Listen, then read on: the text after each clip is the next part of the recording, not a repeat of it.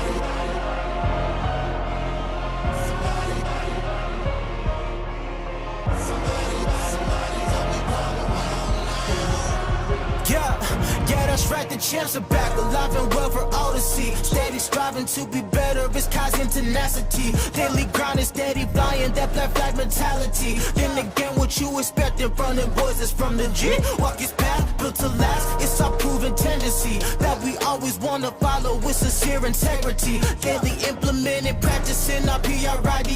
When we do it, then we do it to you conscientiously.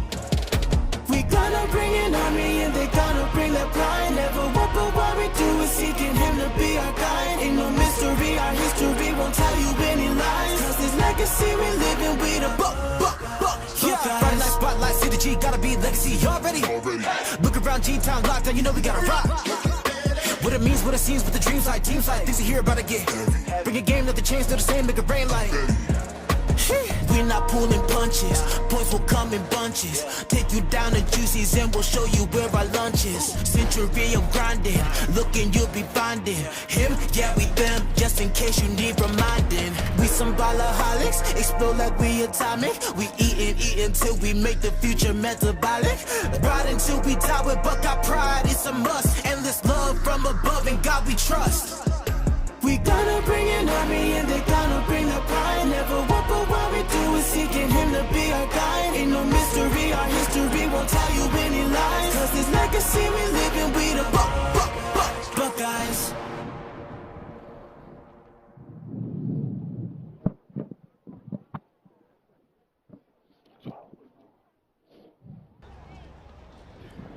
Good evening, ladies and gentlemen. Welcome to Van, Texas, where your Gilmer Buckeyes are going to take on the Van Vandals in Week 2 of district competition.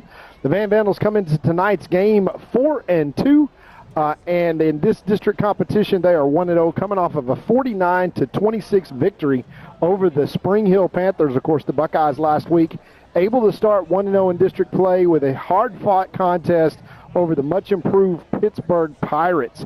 I'm Todd Robinson, your host of tonight's pregame show, joined by the guru stats for our Buckeye squad. Normally, that is Mr. Joe Dodd and Jeff Rash. Now, Joe, we just kind of decided that since Jeff wasn't here last week, the Buckeyes are 1-0 in district, and so he's going to remain off the air until we lose a game. You know, when you lose 4 in a row for the first time since 1992, you got to shake things up a little bit. And so, last week you did it by yourself, and I know that's a hard thing to do, 3 hours of talking. I mean, a lot of people accuse you and I both of being able to talk nonstop for 3 hours, and you proved that was correct, but I decided I'd relieve you a little bit, this week. Much appreciated. I just talked real slow last week. This week I expect to not be able to talk slow because these Van Vandals are a good football team coached by Coach Moffitt. And he is in his 16th season. He's 131-54 overall, which is an impressive winning percentage. And, of course, Van, as the third-place team the last couple of years in district, have still gone a couple of rounds deep in the playoffs.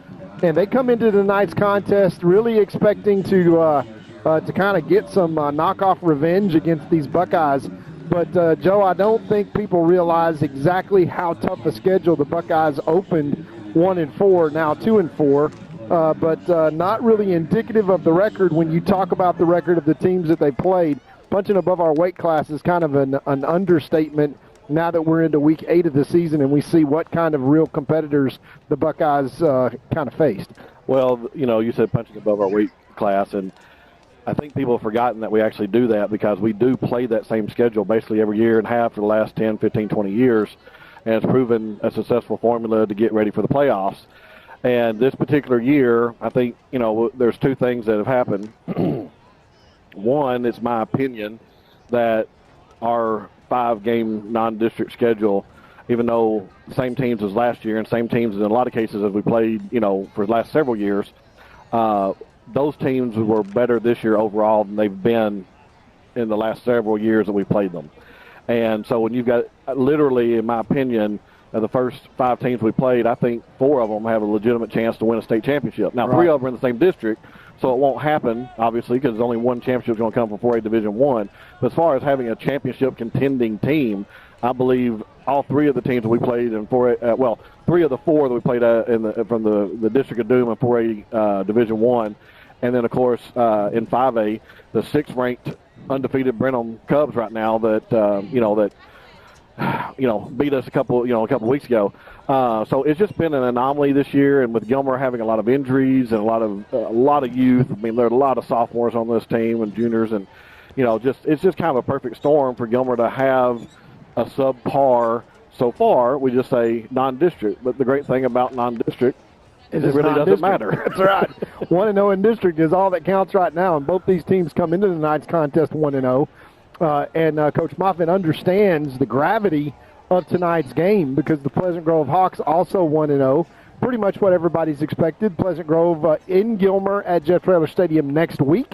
And Coach Metzel, as you would guess, had wanted no part of anticipating that game next week. He didn't want to talk about it during Coach's show or during the Coach's luncheon this week. All he wanted to focus on was let's come get after Van and really put together 4 quarters. I know the entire coaching staff has really been preaching that all week long. Feel like we have a lot of young talent that has come a long way over these first 6-7 weeks of the season. Obviously, not a single starter coming back coming into the to the Pine Tree game to open the season on offense. And that has always been kind of the hallmark of the Gilmer Buckeyes is that high-paced, wide-open offense. And we've always kind of been able to have the horses to go outscore people. It's not that we don't have the horses. It's just basically getting all the horses to pull in one direction, get them all going together, get them all clicking. And I can tell you that the mantra right now for Coach Metzel and these Buckeyes is get better every single week. And so far they've done exactly that. They have managed to do that. Took a huge step this last week against the Pittsburgh Pirates. And Pittsburgh has really kind of been the doormat, more or less, of the district. They are not that right now. They've got a new leadership over there. We're 5-0 coming into the Gilmer game last week, and they were much more talented than I think that we've ever seen a Pittsburgh team. But the Buckeyes were able to overcome some adversity early in the game. The first play scrimmage was a turnover deep in our own territory, and it was the black flag defense that was the story of last week, able to stand up on 4 different occasions inside the red zone. One was from the half-yard line, a strip sack by the All-State defensive tackle, Mr. Hagler. So Big Hag stripped it and ran it all the way back and past the 50-yard line. And not only that, Joe, but 4 different times the Buckeyes put on drives that were more than 11 plays, 3 of those for touchdowns. And if they can drive the ball, keep the ball, maintain the ball like that, and play defense, they got a chance to beat anybody. So we are now going to have our invocation and national anthem. We'll take a quick break, and we will come right back to you after these messages. Two-time Hall of Fame inductees, Brent Godarzi and Marty Young. Back-to-back #1 trucking firm in the nation. Back-to-back best attorney and best law firm in East Texas.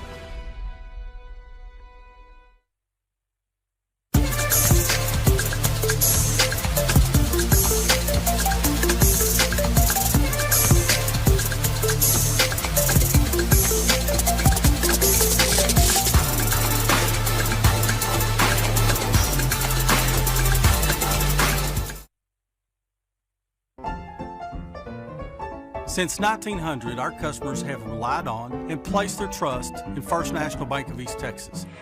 Today, we remain committed to earning that trust and serving the needs of families and businesses throughout East Texas. Because time never stands still, you can depend on us to meet the changing needs of future generations for the next 125 years.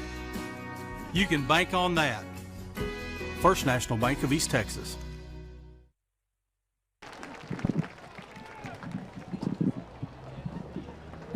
And back here to Van, Texas, where the Van Vandals get ready to take on your Gilmer Buckeyes to decide who is going to remain undefeated in district play here tonight. Captains for the Buckeyes, number 54 is Tyler Hagler. Number 5 is Jet Bates. I'm trying to see out 24 and 43. So number 24 is Dylan Griffin, and number 43 is Traylon Jones. I brought my eyes. You brought your eyes. Mine are getting old, Joe. I can see the Van Vandals a little bit easier. We're sitting on the Van sideline tonight, up by the press box outside, so you get a little crowd noise tonight. The captains for tonight for Van, number 52, Collier Bryant, number 77, Landon Robinson, number 22 for Van, Carter Admire, and number 70 for Van is Carter Broyles. So the Buckeyes, looks like they have won the toss.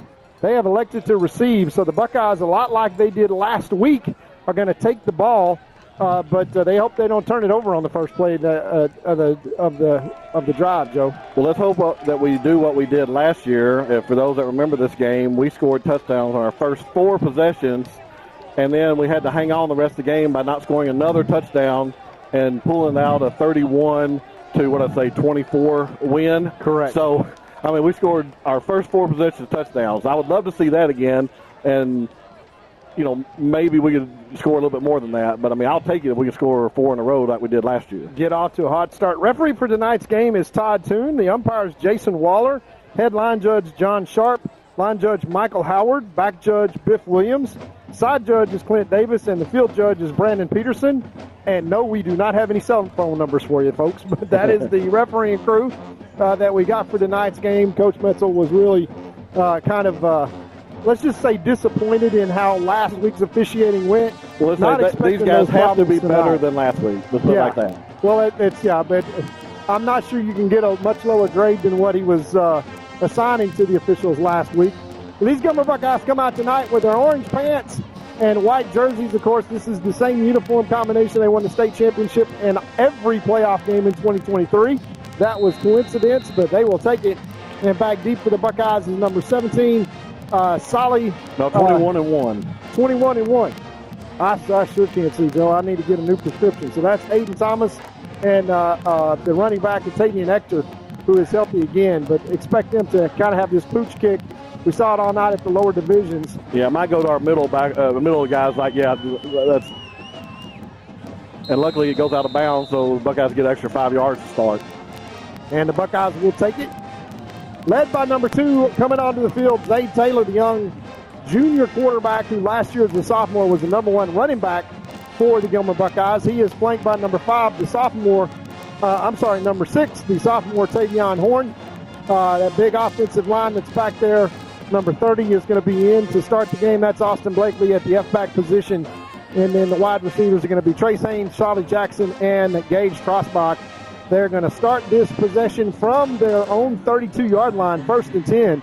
And the Buckeyes are going to try to pick up where they left off last week with long and ball-hogging drives. Statistically, the Buckeyes were absolutely fantastic last week. Van's going to come in and stack the box and dare the Buckeyes to throw. And 1st and 10, we're going to have a run there by number 2. And he comes out to a 6-yard gain, so a nice run, keeping his legs moving. Zay Taylor there. If we can pick up 6 yards every time tonight, we'll just do that all night long. Yeah, that's a nice play for a first down gain all the way out to the 38-yard line. You're going to be 2nd down and 4 for these Buckeyes. We should tell the people watching that we do not have a camera on the clock tonight, so we'll do our best to try to keep up with the time for you as well. Here's the snap, back to pass Zay Taylor. He's looking across the field deep. Solly Jackson catches it in stride, and he breaks one tackle down to the 25-yard line. That is a strike pitch and catch. And Zay Taylor told me yesterday getting a haircut, Jeff, he just said, look, we're going to throw it away from 0. Wherever 0 is, we're going the opposite direction. And a big strike down the field to start this Buckeye drive.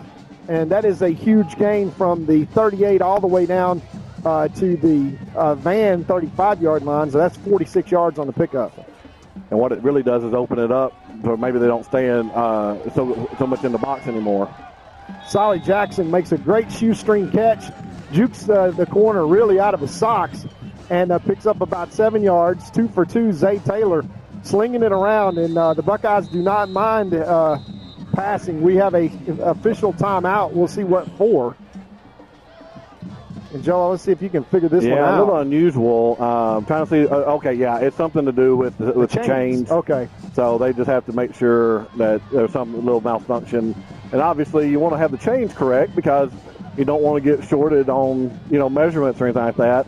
So very important that they get them fixed, and that's why we have an official timeout right now. It looked like that chain had a blowout. Yeah. It literally broke in half, and I just think it wasn't the chain broke. I think it was just the stand for the chain wasn't inserted properly. 2nd down and 2 for the Buckeyes inside the red zone. Zay Taylor's going to hold on to this one, trust his feet, get outside, go outside about the 16-yard line, pick up a 1st down for the Buckeyes.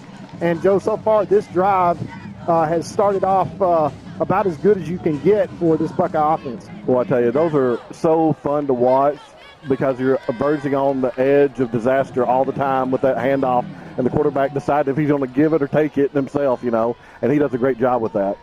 Zay Taylor looks deep, looks into the end zone, up to get it. He caught it. Oh, out of bounds, what they say. Incomplete was Trace Haynes, number 12, who went up to get that ball. Well placed by Zay Taylor. He just caught it out of bounds. 17 Oh, that again. was Solomon Jackson. Sorry, I need to go to the eye doctor. We know why I'm here now, to correct all of the numbers. the blur with the orange pants on down in the end zone caught it, but it was out of bounds. Maybe I should hand you the binoculars. Yeah. 2nd and 10 now for the Buckeyes. We can pick up a 1st down at the 2-yard line. Offset back to the left, twins to the left. We move our F back over to the left-hand side behind Big Ismail Kamara. We're going to hand this straight up the middle to Horn. He's going to pick up about 6 and get down to the 5-yard line. It's going to bring up 3rd down, and let's call it 3. Oh, wow, they're going to say, okay, I got to stop watching the chains because the chain guy obviously is not a professional. Well, the referee, I got to watch the referee. They marked it about a at the 6. They must have said that his knee touched or something because he did end up around the 3-yard line when it was all said and done. So 3rd and short here for the Buckeyes.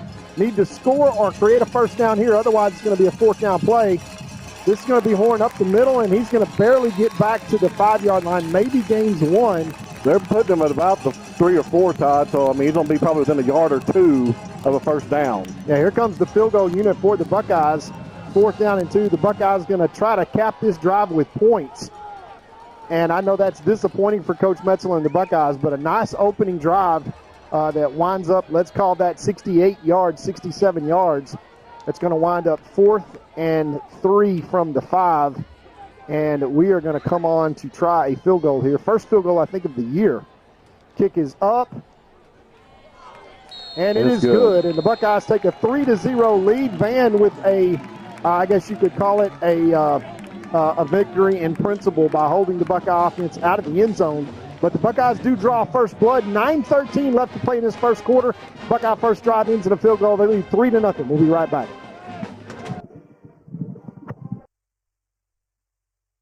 There's a real advantage to being a Gilmer National Bank customer. From the low fees on commercial loans and the hassle-free process and ease of local decisions. If you appreciate personal service and great savings rates, no matter what your age, come see us today in Gilmer or Longview, where the pace is a little slower and the smiles a little brighter. Because we want to hear you say, Gilmer National Bank. That's my bank.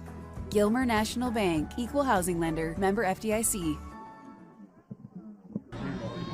And back to the action here in Van as the Buckeyes lead 3-0 on an 8-play, 3 first down drive, capped off by the field goal by number 32, Miguel Castaneda. 9:13 left to play in the first quarter, and they'll be up to the black flag defense now to try to stop Van on their first possession of the night. The Buckeyes winning the toss and electing to receive. Little trickery here. The Buckeyes come out with 2 kickers. Help if I had my microphone on, huh? Yeah, that works. Here we go. It is a pooch 83 kick. on the little pooch kick. It's going to be fielded at the 30-yard line. The Buckeyes have just had a nightmarish time covering kicks. That might be the best kick coverage we've had all season right there. Yeah, and that's not saying something because it was all the way out to the 43-yard line as the pooch kick, well fielded by Van, not fair caught. But the Buckeyes black flag defense coming onto the field led by the big 3. That is number 44 for the Gilmer Buckeyes is Davion King, number 54 Tyler Hagler, and he is those guys are flanked by Jet Bates and number 0 Tyler Hagler, with number 30 as playing the linebacker position Austin Blakely. Coming out in spread formation, none of the Moffitt boys anymore, Jeff. You remember the quarterback and the running back. It was so tough in years past. They are both now graduated. Thank goodness. Yeah, and so they each were here for 18 years. Empty backfield. It's going to be a screen pass out to number 2, and he's got a blocker, and he gets all the way down to the 34-yard line. No penalty as the offensive line did a good job getting out in front there. Pass complete by number 7 for Van, Raleigh Hinch. He is the quarterback. And I think one thing you're going to see, Joe, from these Van Vandals is they're going to get rid of the ball quickly when they throw the ball. The Buckeyes are very content to play man defense back there in the back. Done a fairly good job kind of holding up on the cornerback situation. But hit him with the screen on that first pass. Here's the snap. There's going to be a run right up the middle. No, a quarterback keeper. And 7 Hinch gets about 6 yards down to the Buckeye 28-yard line. One thing I noticed statistically was that they're actually scoring quite a bit more points this year in the first 6 games than they were last year. So it would tell you their offense is a little bit better. Yeah. Hinch once again in the shotgun, offset back to the right, looks to the sideline, twins to the left, single receiver to the right, F-back is offset to the left. Little confusion now, 10 seconds left on the play clock.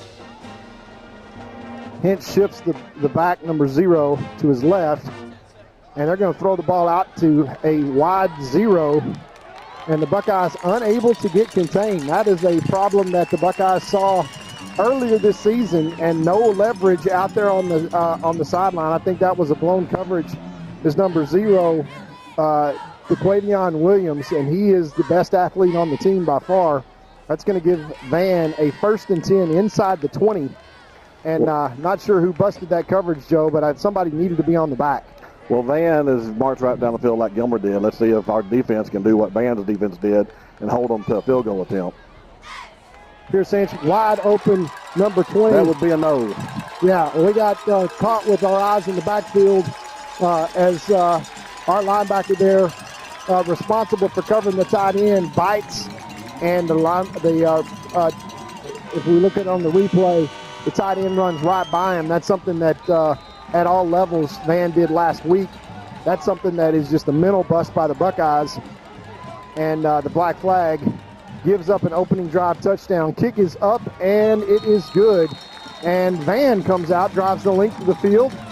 Shorter field, they have a 56-yard drive for a touchdown and lead this one now with 8:05 left to play, 7-3. So, Joe, we may have the makings of a track meet here, but let's keep it here before we kick it to commercial.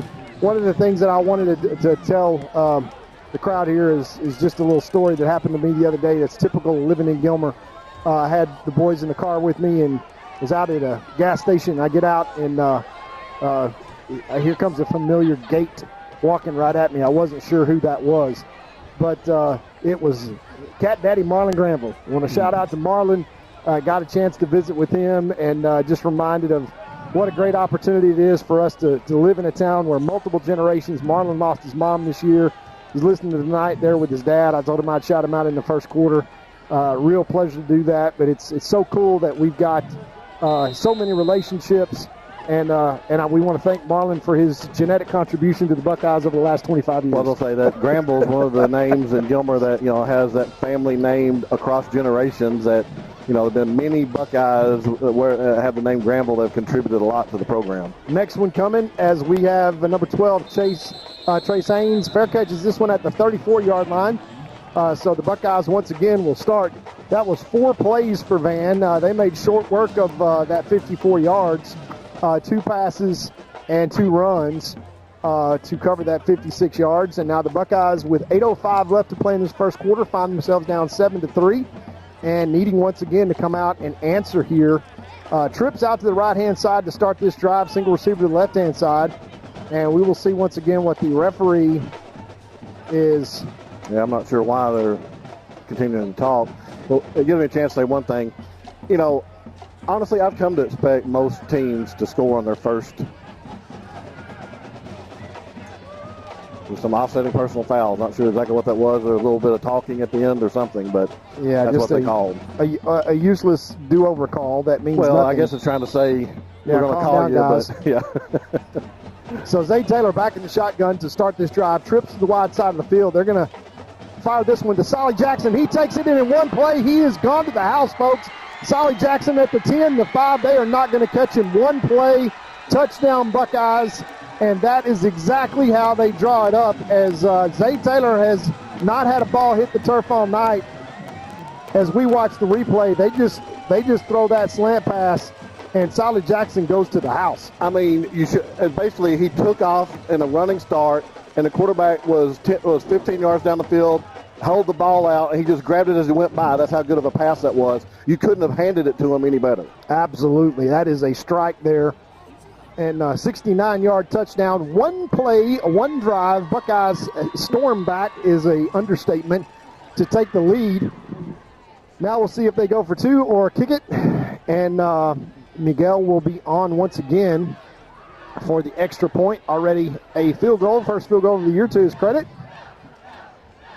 And the Buckeyes line up for the extra point. Kick is up. And it is good, and the Buckeyes lead 10-7 after one play. Joe, we got to think about other old teammates that we got. We can tell stories, and because that seemed to work pretty good on that drive. We'll be right back after these messages. 7:57 left in the first quarter. Buckeyes lead 10-7.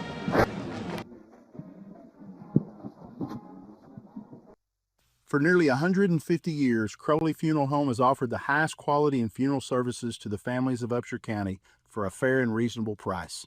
Led by Gilmer graduate Troy Murray, our staff stands ready at all times to tenderly guide your family in their time of need in all aspects of funeral planning, such as pre-need and at need, and all types of services from cremation and memorial services to traditional funerals, with attention to every detail. At Crowley Funeral Home, we've been treating families as our own since 1883. Back to the action here in Van, Texas. 11 seconds on a one-play drive. Zayd Taylor to Solly Jackson. 64-yard touchdown, 66-yard touchdown pass. That was a wind sprint, basically, and the Buckeyes reclaim the lead, and we'll kick off once more. Let's see if the Buckeyes here with their special teams can't come up with a little bit better field position than they have. We're going to pooch kick it once again, and that one's going to go out of bounds, straight out of bounds. Ooh. Not really how you draw it up. Goes out on a 30. So that's probably going to be. Compared to what we've, unfortunately seen in the first 6 games, I'll take that all night long. That's great. I think I'll just kick it straight out of bounds at this point. Every play. Yeah.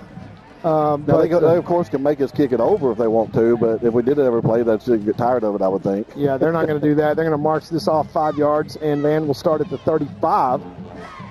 So for Van, Raleigh Hinch, number 7, the quarterback, will bring his Van Vandals back on after his defense gives up a one-play drive. He wasn't on the sideline very long. Let's see if the black flag can come up with some stops here. We are 3 over 2 in zone with a 2-deep safety look. Cover 2 here, and for the first time tonight, we are going to put a stop to the passing game, and let's see if they put it on the ground. And they do. Run up the middle and come up and make a great play from the outside linebacker position. Number 25 for the Gilmer Buckeyes comes up and makes an absolutely fantastic tackle. That's Zesman Johnson, the young sophomore. And, boy, is he coming on, Joe, and we like to see it. Only stopped for a 1-yard gain. It's going to put Van behind the chains at 2nd and 9. We're going to stay in 2 deep. And count on our big 4 there to get pressure on the quarterback. Hinch back to pass. He steps up, and he is swallowed whole by number 0, Trey Lee, who gets the sack. And also back in the backfield is big number 54, Tyler Hagler. And, Joe, that's just exactly what I was about to say. When you can get that kind of pressure with 4 guys and play a 2-deep safety look, it makes a long night for the quarterback. Yeah. And that puts Van at 3rd down and 10, right where the Buckeyes want him to be. Now let's see if they can cash in on the money down here and get the Van Vandals off the field and get the white-hot offense back on the field with Zayd Taylor and the Buckeyes. And they're going to come in with a bunch set. This may be another screen pass right here, Joe. Hinch back to pass. He drops back, and he is looking down the field, and he's going to throw it over the middle. And that's going to be caught at the 50 for a first down, right over the linebacker's head. Nice pass, and he did have time in max protect. And our safety basically just was 10 yards off. Well, the Van receivers are just sitting in spots in the zone that are not covered. Just simple as that. Well, that's exactly what you're taught to do, and Hinch delivers. And that's going to be a first down and 10 from the Buckeye 45-yard line. So, and that hurts because, for the first time, we had them in a 3rd and 10. And you're hoping that maybe the defense can get off the field. Yeah, well, that's the general idea for is to cash in when it counts. Consistency on defense, one of the things that Coach Edwards has been preaching. Here's motion from the big tight end. They're going to try to run the ball once again up the middle, and that is going to go nowhere. A swarm of Buckeyes 2 yards behind the line of scrimmage. That's led by Jet Bates, number 5, who just shuts that one down. And here we go again with the Van Vandals behind the chains. 5:50 left in this first quarter, only the 2nd possession for Van. They trail 10-7 as the Buckeyes take the opening kickoff, drive down the field, and are stopped inside the red zone, kick a field goal. Van drives a length of the field in 6 plays to take a 7-3 lead. And then the Buckeyes in 1 play take a 10-7 lead. And here we are, 2nd down and 12 from the Buckeye 47-yard line. Hinch in the backfield, back to pass. They're going to get pressure and reach out, and they're going to stop him just short of the original line of scrimmage. 54 Hagler shows you why he's 2-time All-State. And once again, Joe, money down. Aiden Thomas put pressure on him first and drove him right into Tyler Hagler, which, I think I'd rather be tackled by Aiden than I would Tyler Hagler. Yeah, well, Tyler Hagler is a big dude, and obviously coming off a huge game last week where he single-handedly stopped the drive inside the Buckeye 1-yard line and grabbed the quarterback, stripped the ball, and then rumbled 54 yards and it was kind of the turning play of the game as the Buckeye band cranks it back up. 3rd down and 11 for Van. There's 15 seconds on the play clock. 4:43 left to play in the first quarter. And we will see what happens here on 3rd down and 11 as the Buckeyes try to get off the field. Maybe 4-down territory. Lynch drops back to pass. He throws it, and the receiver catches the ball at the 30 right in front of the Buckeye receiver, and he moves it all the way down to 25 for a 1st down. So Hinch not afraid to throw the ball. And, Joe, these receivers for Van, very well versed against zone coverage. He just ran right in front of him, turned around, and Hinch put it right on him. Well, I mean, we're going to have to figure out something because zone's not working right now. And unless we can get pressure on them, they're going to complete every single pass like that tonight unless they can either change the man-to-man and cover them or get some pressure on the quarterback while they're in zone. Well, our safeties are a little bit deep, and they just run right in front of them and turn around. We're keeping everything in front of us, but that doesn't do much good when they continue to move the chains, and we got them on 3rd and long. 1st and 10 for Van at the Buckeye 24-yard line. They hand it straight up the middle to number 0, and he scores as the Buckeyes bust another coverage. And for all the bragging that we did on the black flag, Joe, last week and getting stops, they've had 3 big plays where they have not been able to contain basically pretty vanilla plays that are straight up the middle. That was just a inside zone read, and there was no linebacker home. And Van retakes the lead 13-10 with 3:51 left in the first quarter. Extra point left to come. The Buckeyes almost block it, but it is good. So 14-10, Van scores on their first 2 possessions to the chagrin of Tommy Edwards and the defensive staff, who have been content to let those 4 big guys get pressure. But playing zone on the backside has not been real successful as Hinch able to move the chains on big 3rd down. So they'll kick it to us once again. And we will see if our offense can answer. But it looks like we got an old-fashioned track meet here that's broken out in Van on a Jamboree October Friday night. No commercial then, huh? No commercial. Okay, no, right. we've had so much scoring. I'm going to see if we can't do something different here as Van will kick off to the Buckeyes for the 3rd time tonight. And the Buckeyes will kind of wear out number 12, Trace Haynes, who's sitting here on his own 40-yard line, who has received every kick from the Van Vandals so far tonight. And it is obvious they will perfectly content to kind of kick this one over to about the 35-yard line. Hope that Trace fair catches it. And we are content to take the ball 65 yards away from pay dirt when we can score on 1 play. So obviously, we've had 4 possessions, 2 by each team. We've had 4 scores. It's just that Van has put 2 touchdowns on the board while Gilmer settled for a field goal in their first one, and maybe they shouldn't have. That's right. We got a fair catch once again at the 32-yard line by Gage Strasbach. And the Buckeye offense, led by Zay Taylor, will come back on the field. And we will see here if the Buckeye offense can continue their hot start. Now you think maybe Coach Metzel maybe wants to second-guess that 4th down and 2 from the 5, trying to pound it in. Instead, we took the field goal, and that is the difference in the game right now. As the good news is that Van can't stop the Buckeyes, and the bad news is the Buckeyes can't stop Van. 1st and 10, Twins out the right-hand side, Twins the left-hand side. It's that stack formation that's been so effective for the Buckeyes. Offset back to the left. Zay Taylor takes the snap, and he's going to throw it out wide to nobody as the cornerback comes in and blows that up, and Zay Taylor makes a bad read, throws his first incompletion of the night, and puts the Buckeyes behind the chains. 2nd and 10 now from their own 32-yard line. Well, I'm not sure how that's supposed to run exactly, but, if Haynes had been able to just go ahead and get in front of the blocker who was taking on, the defense attacked the first blocker, he would have been there, but he didn't know to go there. And so, just basically blew it up by that one corner coming up and being there. So 2nd and 10. Zay Taylor breaks contain. He's pointing downfield. He makes one-man miss and only picks up 2 yards on the tackle. And that's going to bring up 3rd down and 8, and a long 8 at that. The Buckeyes need to get it all the way out to the 42-yard line. There's 2 deep safety coverage on that play, and they had everything covered up. I love to see our quarterback's confidence in being able to scramble and make a play downfield, but he's such a good runner. In that instance, I'd rather see him just tuck it and let's go instead of, directing traffic and then letting the guy catch up to him and tackle him. Yeah, being decisive, and he's got lots and lots of reads that he's trying to make, and sometimes forgets about how talented he is as a runner. Dropping back to pass. He lets this one go. Solly Jackson once again delivers, sits him down right in the middle of the zone. There are 4 Vandals around him, and he somehow figures out how to get it right in between them all. And Jackson literally falling down because he's about to get hit, but the only way he can catches it as he's falling down. Yeah, Zay Taylor throws him in the back shoulder and just stops him in his route. That's exactly how it's supposed to look in the zone, and you see 2 well-coached teams. Coach Moffitt's Van Vandals handling the zone, and right there the Buckeyes did as well, advancing into Van territory. 1st and 10 from the 44-yard line. This is going to be a handoff straight up the middle. That's going to maybe go for 1 yard. As the Buckeyes blocking scheme a little messed up. We'll call it 2 yards there on the left-hand side. As the linebacker came crashing down, and Ismail Kamara kind of just destroyed the 3 technique, and the Van linebacker just filled in right behind him. Well, we brought in big 43, Traylon Jones, the senior fullback, into this, so we'll see if maybe they'll follow him eventually.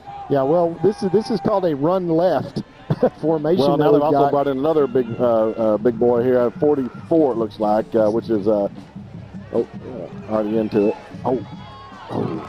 2nd and 8, and that was a great idea by Zay Taylor. Was going to just pitch it right over to number 44. 43, Traylon Jones, like we were talking about. Yeah, and he just was not looking for the ball. Otherwise, Van brought the house. Well, Davian King was in there. That's who I was trying to come up with the name for. We had 43 and 44 both in there. Yeah, I think like that this. They're big 43s and 44s. Yeah, for sure. 3rd down and 8. Let's see if this is 4-down territory for the Buckeyes, who trail 14-10 with 2:05 remaining, but have a 3rd and long 9 from their own 44. Let's see if Van brings pressure once again. And this is going to be a throw in to Solly Jackson. Makes the catch for a 1st down. What a catch. Solly Jackson takes a hit in the back, but moves the chains. That is a great pitch and catch there. Solly Jackson comes out of the game. Well, that is a 1st down. With Solomon Jackson coming out of the game, do we have any other receivers? I mean, not tonight apparently, but yeah. I mean, now all the other receivers are like, wow, now I get a chance here, you know. Yeah. But just shows you how good Solomon Jackson's been tonight, and that was no exception. He actually bobbled it for a split second, and he got blasted in the back, but managed to hang on to it. 1st and 10, Gilmer at the inside the 35. Here comes a run blitz once again. We read it perfectly, and we drop it. And it was wide open. That is, I think, Gage Trosbach out there. Cosman Johnson, 15. Oh, Cosman Johnson, 15. Boy, I got to get my eyes checked, guys. This is terrible. I can't see those orange numbers out there to save my life. I've got binoculars. That's the only way I can do it too, Todd. So. Well, you can cheat, Joe. Just keep me straight. 2nd down and 10 for the Buckeyes from the 34. 1:39 left to play in this 1st quarter. Every team has scored every time they've touched it so far in this track meet. But the Buckeyes looking to reclaim the lead here, but they got to make a 1st down first. 2nd and 10 from the 34. Dropping back to pass, has all day long, throws it up deep. A great ball, touchdown. Perfect. Buckeyes. That Perfect. Is Trace Haynes. Perfect. What a pass by Zay Taylor. Absolute perfection as he drops it in the bucket, and the Buckeyes score from 34 yards out to answer. And you see the replay as he just throws it outside the numbers. Trace Haynes just goes and gets it. 2nd touchdown in as many weeks. And Trace is starting to come on with Solly. And don't look now, Joe, but you got a little threats on the outside for the Buckeyes. Yeah, and Trace is just glad that Solomon, went off of that one that way. He got that one, yeah. Yeah, I'll go catch. But obviously touchdown. He's a great receiver in his own right, and he really has come into his own last couple of weeks. Yeah, the Buckeyes keep firing as they take a 16-14 lead. Extra point left to come. Kick is up. Barely. Great job by the holder, and it is good. Great job by the holder, yes. I mean, he actually, you can say that because he got the snap, but it fell on the flat onto the surface. He managed to pick it up as the kick was coming, and managed to just barely get it up in time for the kick. So we'll take it. 17-14, Buckeyes lead. 1:33 left in the 1st quarter. If the band's lips don't get too tired before halftime, we will have a great halftime show from Juicy's. But we'll take a quick commercial, come right back for the next possession from Van and the conclusion of this 1st quarter.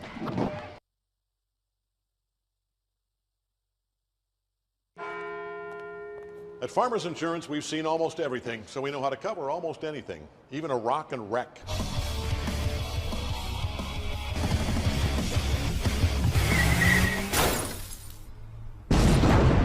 Yeah! He rocked and rolled right into it, but we covered it. At Farmers, we know a thing or two because we've seen a thing or two. We are farmers. Bum, bum, bum, bum, bum, bum.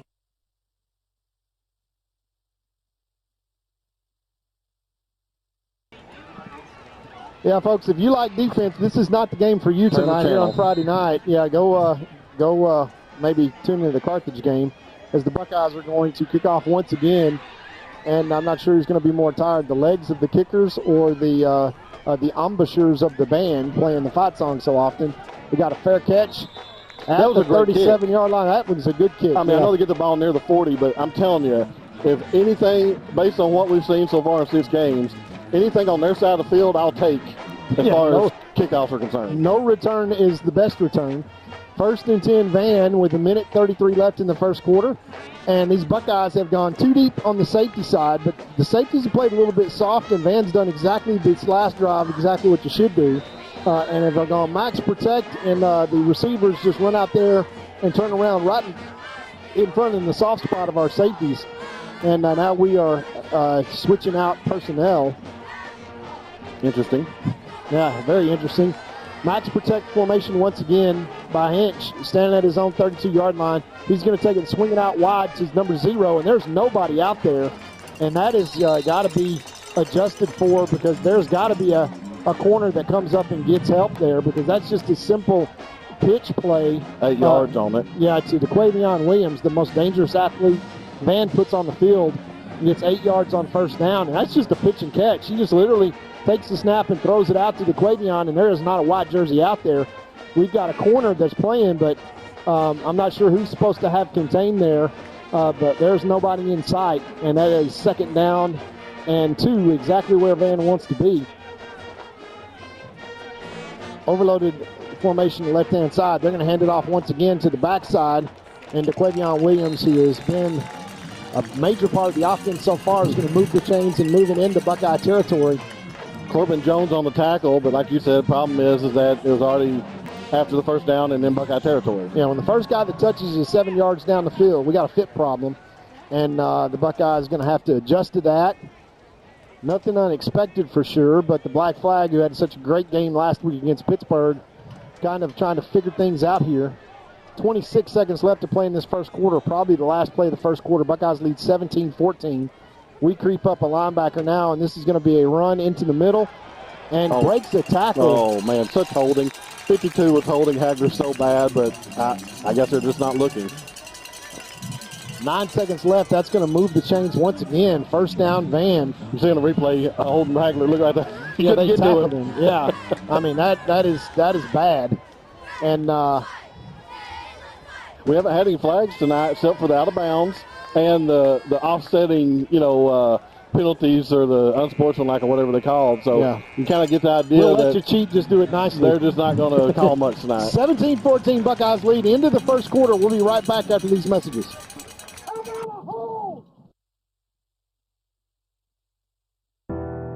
When tragedy strikes, you don't want to be in a position where you're second-guessing your lawyer's ability or the resolve to get you fairly compensated.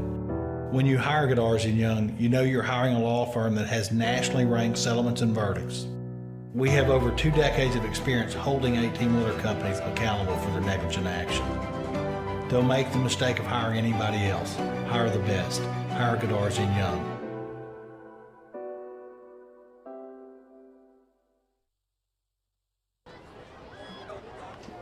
Back to the Vandal Stadium here in beautiful Van, Texas. Gorgeous night for football on Friday night. 12 minutes to go in this first half. Buckeyes lead 17-14 after 2 strikes from Zay Taylor. Both very impressive. 1 to number 17, Solid Jackson. 1 to number 12, Trace Haynes. As the Buckeyes getting it done through the air. I think he's only had 2 incompletions. And the Buckeyes...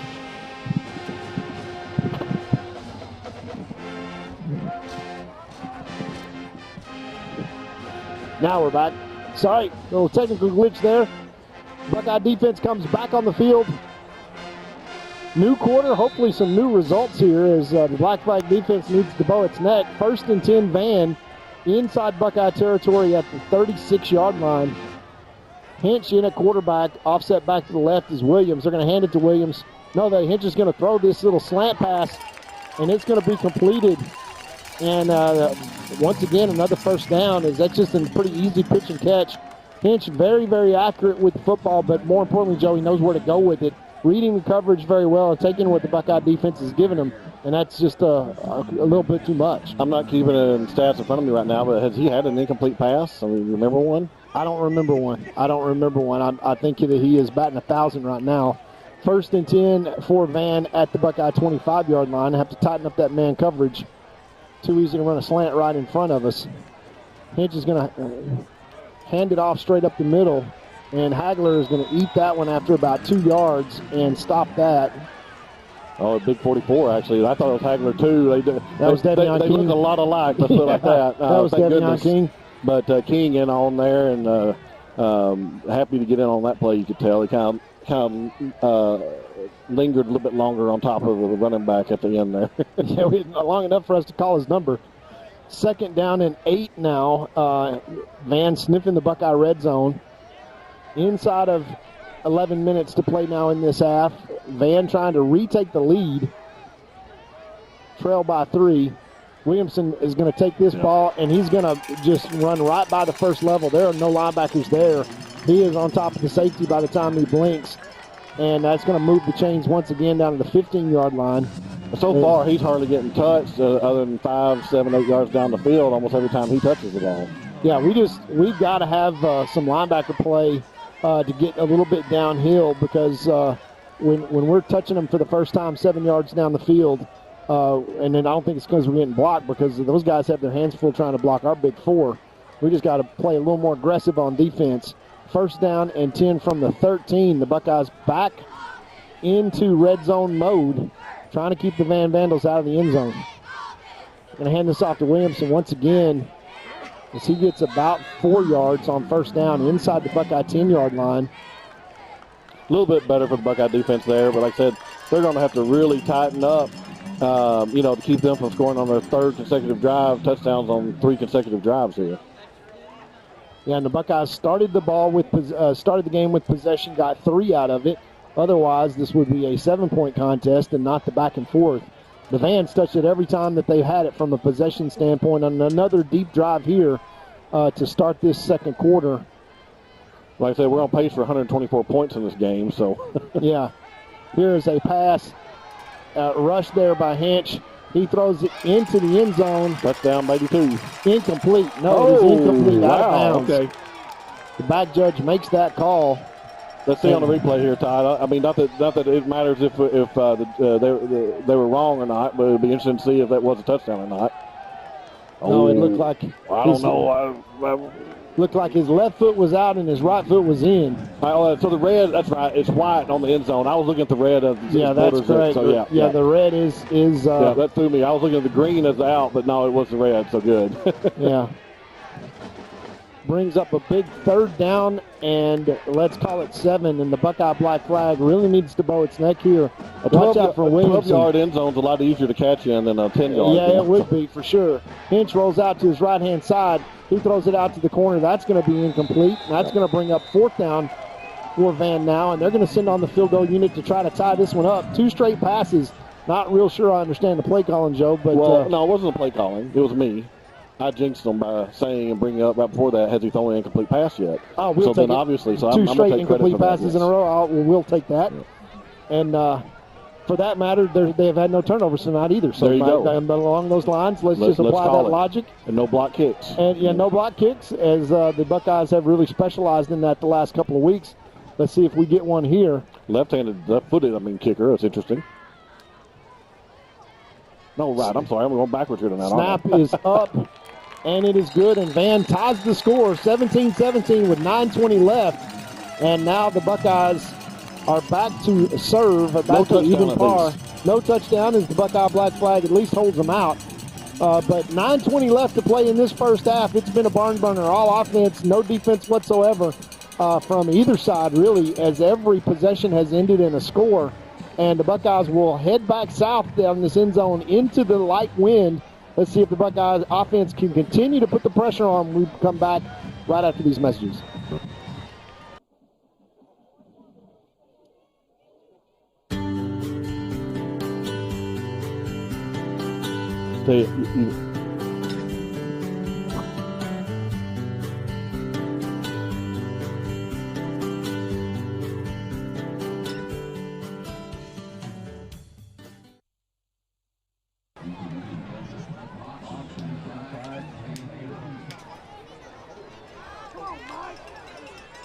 Back to Van Vandel Stadium. 9:20 left to play in the first half. Van kicks a field goal to tie this thing at 17.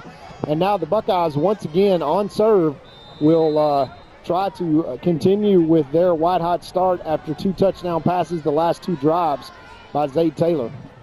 Here's the kick. They are going to kick it deep this time. It's going to be fielded about the 10-yard line and returned. Coming up the middle. 21 for the Buckeyes. 21 brings it out to the 26-yard line. Aiden Thomas. Aiden does a good job catching that one and, more importantly, hanging on to it. And the Buckeye offense will come back on the field. 9:15 to play. Like I said, there's no a camera had some issues right before the game, and so we don't have a camera on the time clock like we normally do, so we apologize for that. So we will do our best to keep you up as to what the time is on the game clock. Well, not sure it matters a lot right now. It's just the tennis match continues. It's really hard enough keeping up with the points right now. Yeah. If you had the under on this game, sorry, it's going to be a long night for you.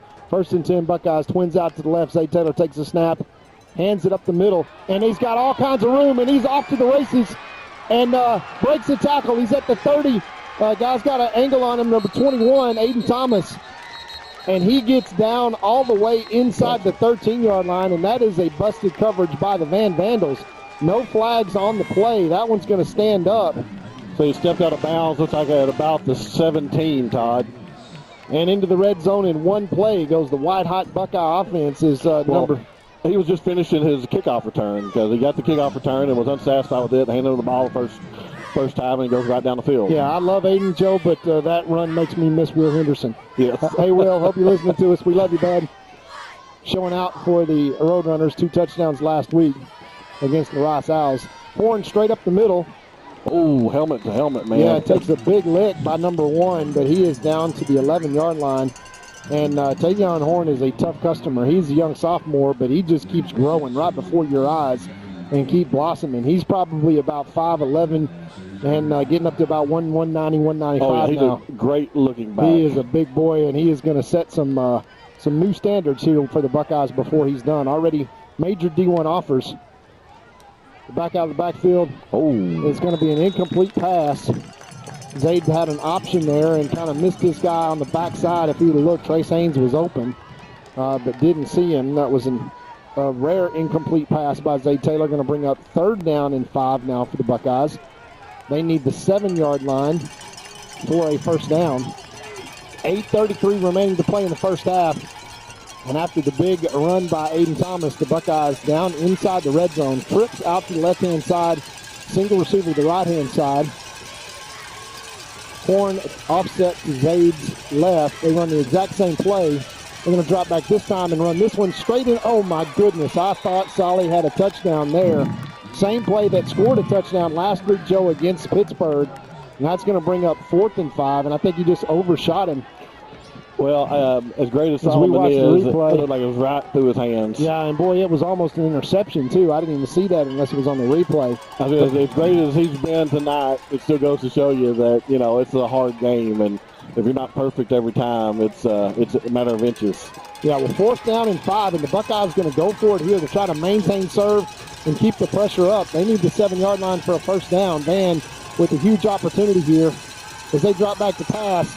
And it is a touchdown, Buckeyes. Hey, we don't need a first down. Let's just go ahead and just score. So Solly makes up for it with his 2nd touchdown of the night as he just runs that zone route. We watched the replay, Jeff. He's the inside man on the left-hand side. He's just going to run right in the middle, sit down at the 5, take a strike from Zade Taylor. Touchdown, Buckeyes, as they stretch this out to 23-17 now and maintain their momentum on offense. Goodness, both these teams are just white hot. But there is, what county are we in, Van Zant? Van Zant County. Okay, I'm going to call them Van Zan because there's no D right now in Van Zant County. There's no D whatsoever. We're going to have to respell this county. Kick is up, and it is good. The Buckeyes stretch out this to a touchdown lead after another, let's call it 66-yard drive. We will recap the drive, and once we come back right after these messages. Chad Burkhalter and Gary Vestal are your Gilmer Edward Jones financial advisors. We're all about financial investments, but we also value the investments of time, patience, and encouragement our young athletes receive from their coaches, teachers, and mentors. That's why Chad and Gary are proud sponsors of our state champion Gilmer Buckeyes. Call 843-2023 or 843-5794 or visit edwardjones.com for all your investment needs. Edward Jones, member SIPC. Back to the action here as the Buckeyes take their next drive and go score. 4th down and 5 converted. Solly Jackson's second touchdown of the game. Reception from Zay Taylor. That's 3 touchdown passes in the first half. And, boy, both these offenses going to be interesting to see the stats at the Juicy's halftime show. With 8:23 left to play in the first half, the Buckeyes are kicking off once again. And we're going to pooch kick this. Fair caught at the 32. Seems like we have seen that movie before. Deja vu. Both teams obviously with the same strategy. And, Joe, the Black Flag defense has yet to produce a turnover tonight. And, yes, I am being prophetic. Well, I hope so. Like I said, I took credit for the fact that I don't think the band quarterback had any incomplete passes until I mentioned it. And then, luckily for the Buckeyes, two in a row, and forced a field goal attempt, which was good instead of a touchdown that at the time tied it up. And like I said, right now, it's just a matter of who gets the ball last so far. Well, let's see if the Buckeye defense can come up with a turnover here as Van's going to spread them out again. Trusting Hinge's arm, which is not a bad idea. And Williams back there in the backfield has been an effective runner here in the first half. 1st and 10 from their own 32. They're going to hand this to Williams straight up the middle. Once again, he breaks coverage, and he gets it all the way out across midfield and just not able to fit from the linebacker position there. And they just gashed the Buckeye defense once again as we watch this replay. And we said all the linebackers run into feel and fit. We have our heads down and not really seeing the ball, and Williams just hits the hole and pops that one all the way back into the Buckeye territory at the 45. And Tommy Edwards has got to be aging a year basically with every play here, going crazy. I'm almost glad that I'm not keeping stats tonight. I think I'd have arthritis at this point. You know? Yeah, for sure. 1st and 10, Van once again driving, and they're going to hand it off to Williams. No, that's going to keep it by Hinch. It should have handed and the Buckeyes don't tackle. Wow, no. And he spins out. We had him dead to rights 4 yards deep in the backfield, and instead he manages to take that all the way. 7 yards. Yeah, 7 yards as he just keeps his feet, and we try to sling him down.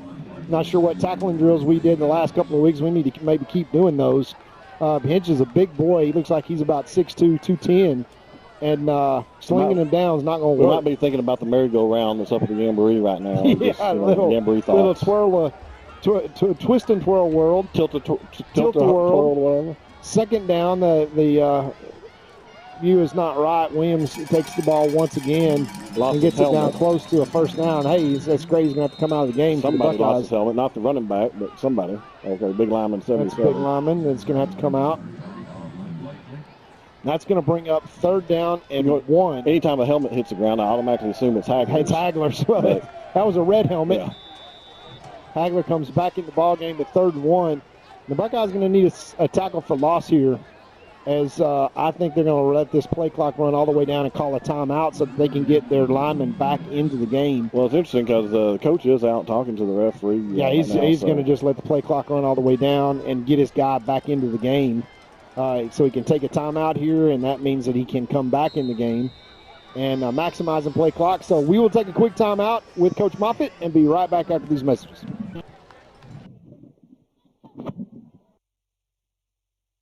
Banking the Texas way, with strength, trust, and hometown pride.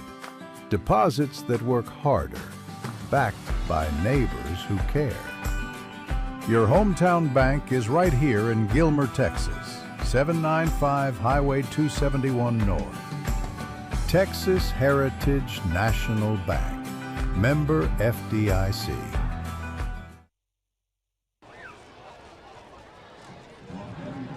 Back to the action here as you say, Joe, you know you're important when you get a call timeout, when you lose your helmet so that you can get back into the game. And your head coach burns the timeout to get you back in. 77 makes that number look extremely small, so that means he's extremely large. And I can understand why they'd want to call a timeout and get him back in the game. Yeah, 3rd down and 1 here. Critical play for Van. 7:18 left. They're down 7 points. They've given up 24 to the Buckeyes here, have scored every time they touched it.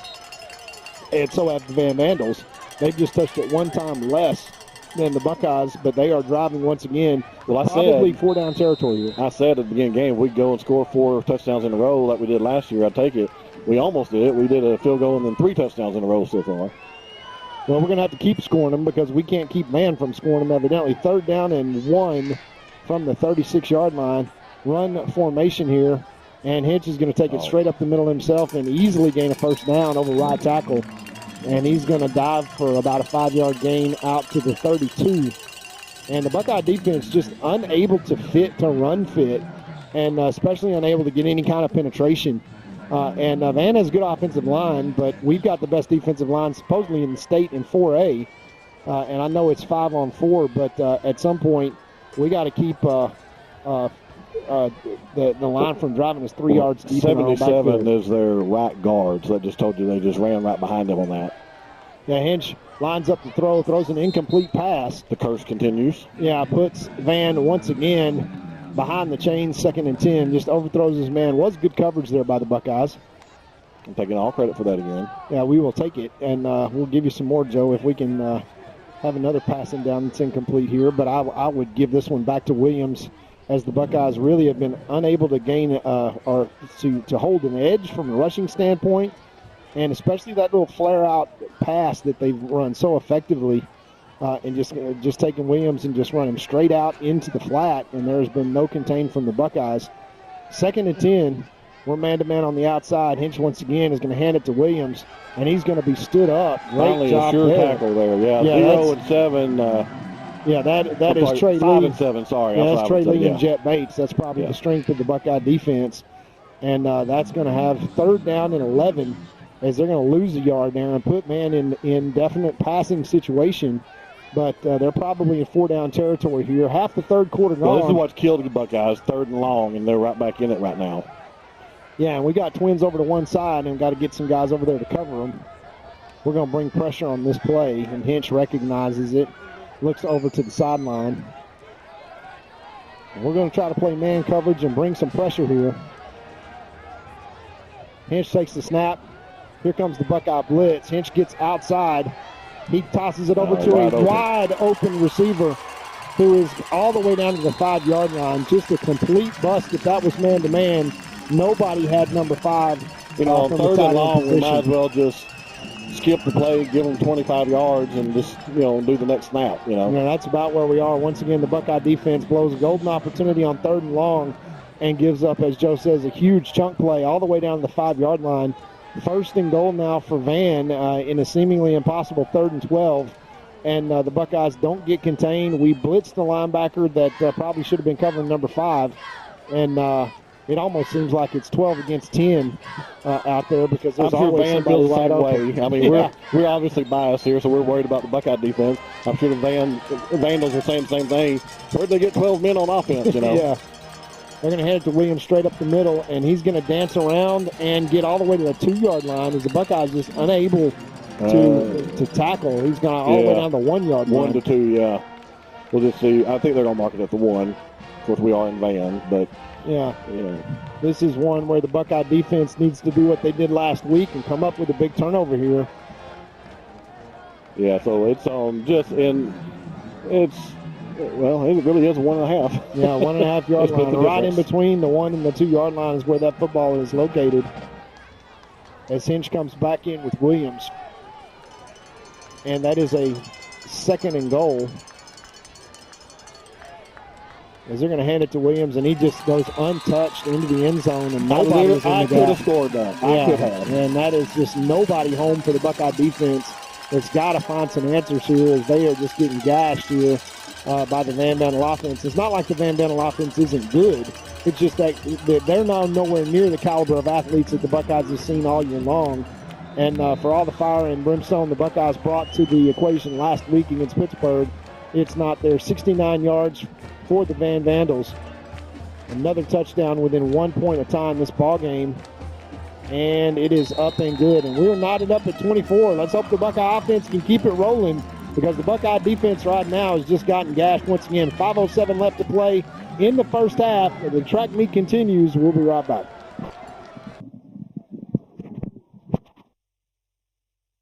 Need an oil change?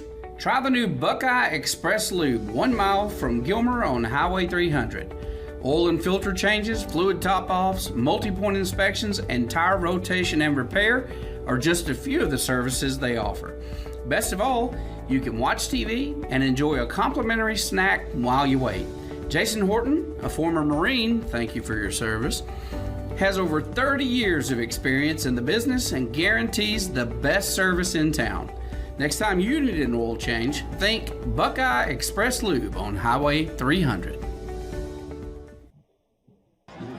And back to Van, where the Buckeye defense once again is, I guess the right word is, tortured for another long drive by the Van Vandals. We'll kick off once again. Score knotted at 24, 5:07. Thank goodness the Buckeye offense is clicking on all cylinders tonight, as once again, no D in Van Zandt County looks to be offsides, as that will be a fair caught ball by Solly Jackson, who's pretty much caught everything else all night. Might as well catch a fair catch. We had two Buckeye players ready to fair catch that ball, so as long as one of them does it, I don't really care which one. Yeah, that's the sure-handed one caught it on that one. Solly Jackson making that catch. 1st and 10 for the Buckeyes from the 32-yard line.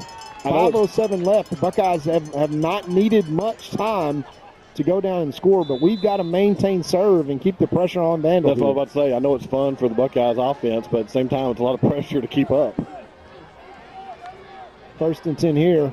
It's going to be a handoff to Horn, number 6, and he gets maybe 3 hard-earned yards out to the 35-yard line. Yeah. I tell you, he's one of those backs, though, that you just keep feeding them up the middle and everything, and then all of a sudden he'll bust one. Yeah, well, I'll take 3 yards on first down every time.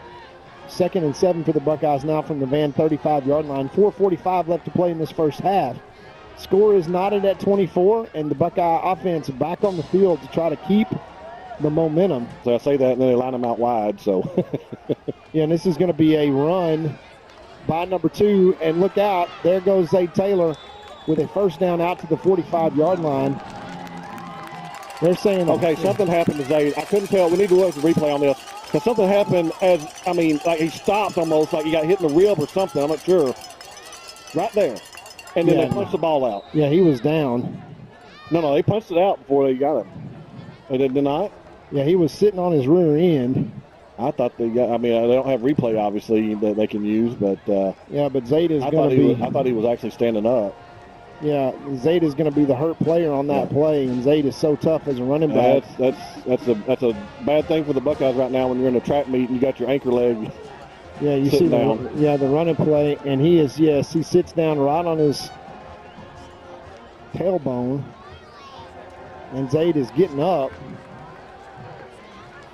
and I'm not sure what exactly that is. Maybe, I'm not either. I couldn't tell on that, but he's really hurt. Yeah, it looks like they're trying to maybe pop something back into place there. But I'm not sure what, because they kind of shielded what they're doing. And it was his left arm. I'm about to say his left arm. I hate to say shoulder or elbow or something, but that's what it's looking like a shoulder. Yeah, but it didn't look like he really got hit, but that might have been a glancing blow at the end. They just knocked his shoulder out of place. Number 7, Carter Johnson, he stopped and dropped like a sack of potatoes. Yeah, straight down, and not before he picked up a first down. Carter Johnson in now at quarterback, the senior. No pressure. Very capable, no pressure here. We just got to keep the momentum going. Twins out the left-hand side. Now motion over the right-hand side. Carter Johnson takes this, hands it off to Horn, number 6, who gets all the way down to the 50-yard line, a 4-yard gain. Once again, Joe, you talk about it, but Tavion is just a tough runner. I mean, he just puts his head down, keeps his legs driving, and picks up 4 yards where he gets his first contact on the line of scrimmage. The Buckeye offense is going to go fast here. Pace, yes. Carter Johnston takes it once again, hands it to Horn over the left side. Great run. And he gets out beyond the 45-yard line. Now, you think the picking up the pace is just so the quarterback doesn't get nervous? Yeah, well, no time to be nervous, and turn around and hand it to number 6 and keep the chains moving. And the Buckeyes send Jet Bates in on offense for the first time in a long time. I'm watching them work on the quarterback, Zayd. That's looks like a shoulder. And it's definitely working on the shoulder. Yeah. 1st and 10 Buckeyes now from the Van 44-yard line. But still. It's his right hand, but that hurts. Carter Johnson then once again to throws it out to Solly Jackson. Caught. Nice Solly catch. makes a move, gets hit all the way to the 41-yard line. It was down. Yeah, that was absolutely down. It was down. Coaching staff can yell all that they want to. They need to get off the field there. I mean, all three officials immediately were like, nope. Now it was partially because of the hit, but the ball didn't actually bounce out until he hit the ground. Yeah, no, the ground cannot cause a fumble. It was a great hit, but it didn't loosen the ball enough to make it a fumble. That didn't happen until they actually hit the ground. Exactly. 2:53 left to play. Solly advances it 5 more yards inside the 40. 2nd and 5 for the Buckeyes. Carter Johnson then is going to hand this one straight across it to Warren. He makes a move, try to cut it back to the outside. Maybe should have kept it north and south. But he's going to be 2 yards, and it's going to be 3rd down, and let's call it 3. A long 5. No, he just hasn't placed the spot. Yeah. I'd say right at 5 though, or long 4. Yeah. So 3rd and 4. 1, 2, 3, 4. Yeah, 4 for sure. Now the Buckeyes now are going to 2:15 left to play in this half. 18 seconds left on the play clock. We're going to be very, very picky, and no matter what, we're going to try not to give Van the ball back with much time left. We're going to let this run all the way now and take a timeout here, Joe. Well,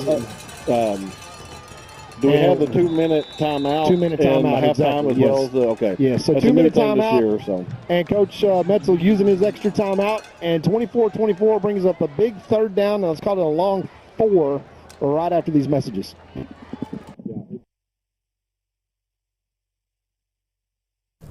It's gonna be alright. How can you tell? I feel it in my heart. It's gonna be okay. Juicy's Burgers, serving you for over 40 years.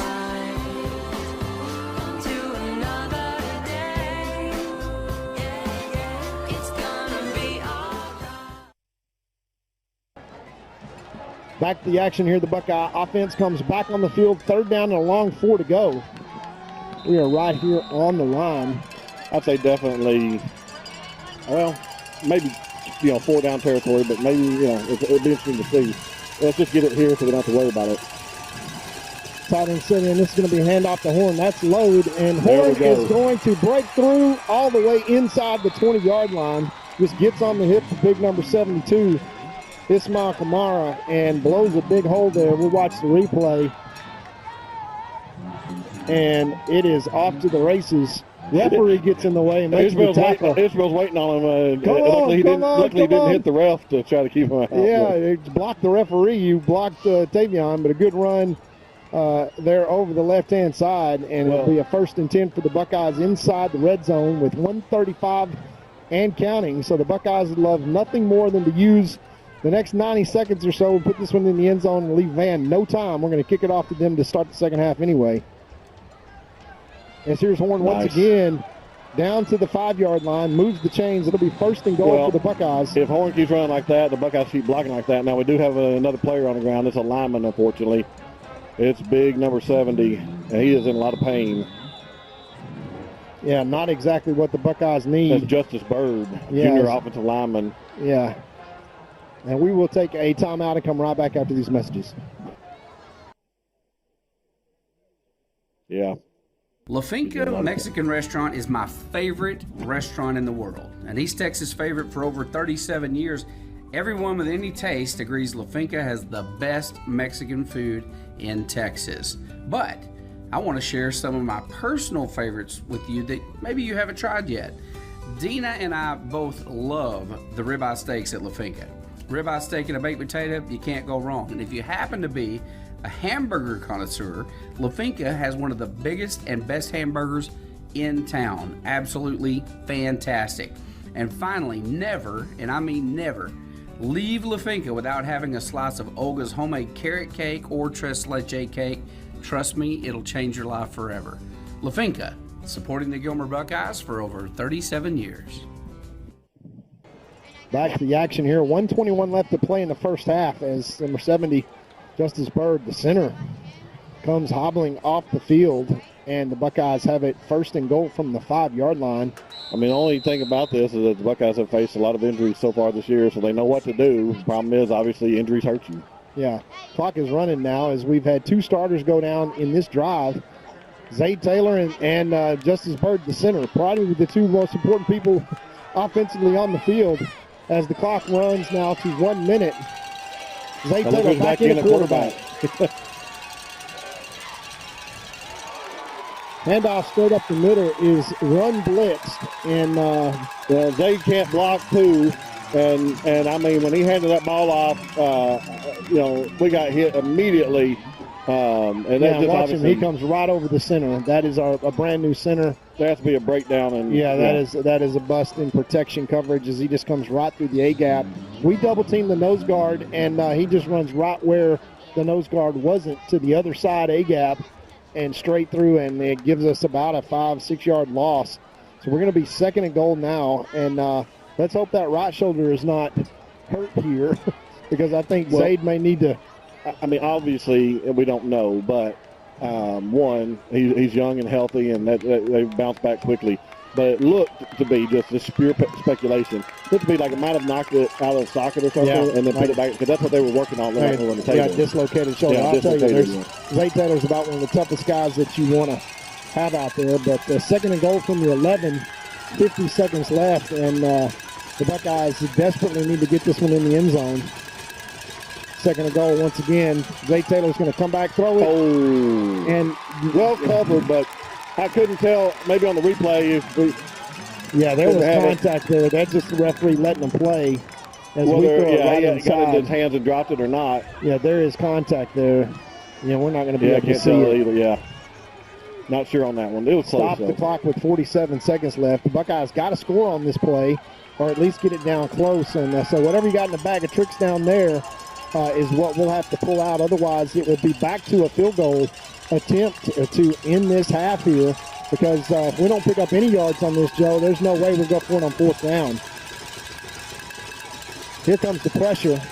Zay Taylor sidesteps it. He's got room. He makes one man miss, and he gets down inside the 5-yard line and out of bounds. So makes the field goal a little bit easier, but makes the decision for Coach Metzel that much tougher. The offense is going to stay on the field as you see the wheels of Zay Taylor there making the difference. And we will keep the offense on. So we'll keep the offense on there. Yeah, of course, maybe we might want to try to make them jump off sides or something, still be a couple more yards. Yeah, half the distance. But that's, play of the game here tonight. 24-24 tied up. Let's see if the Buckeye offense can find a way to get in the end zone here on 4th down. They're going to turn it over to Van and have another scoring opportunity. Tyler Jackson comes in motion, and we've got a timeout. Buckeyes it like. No, they say Van called it. Yeah, Van. No, they said that Gilmer called it, but I'm not sure. What was that official? He just kind of did the timeout he just signal. Pointed that way, but that had to be a Van timeout. We'll take a quick timeout with 40 seconds left here in the first half, and be right back with a big 4th down play right after this.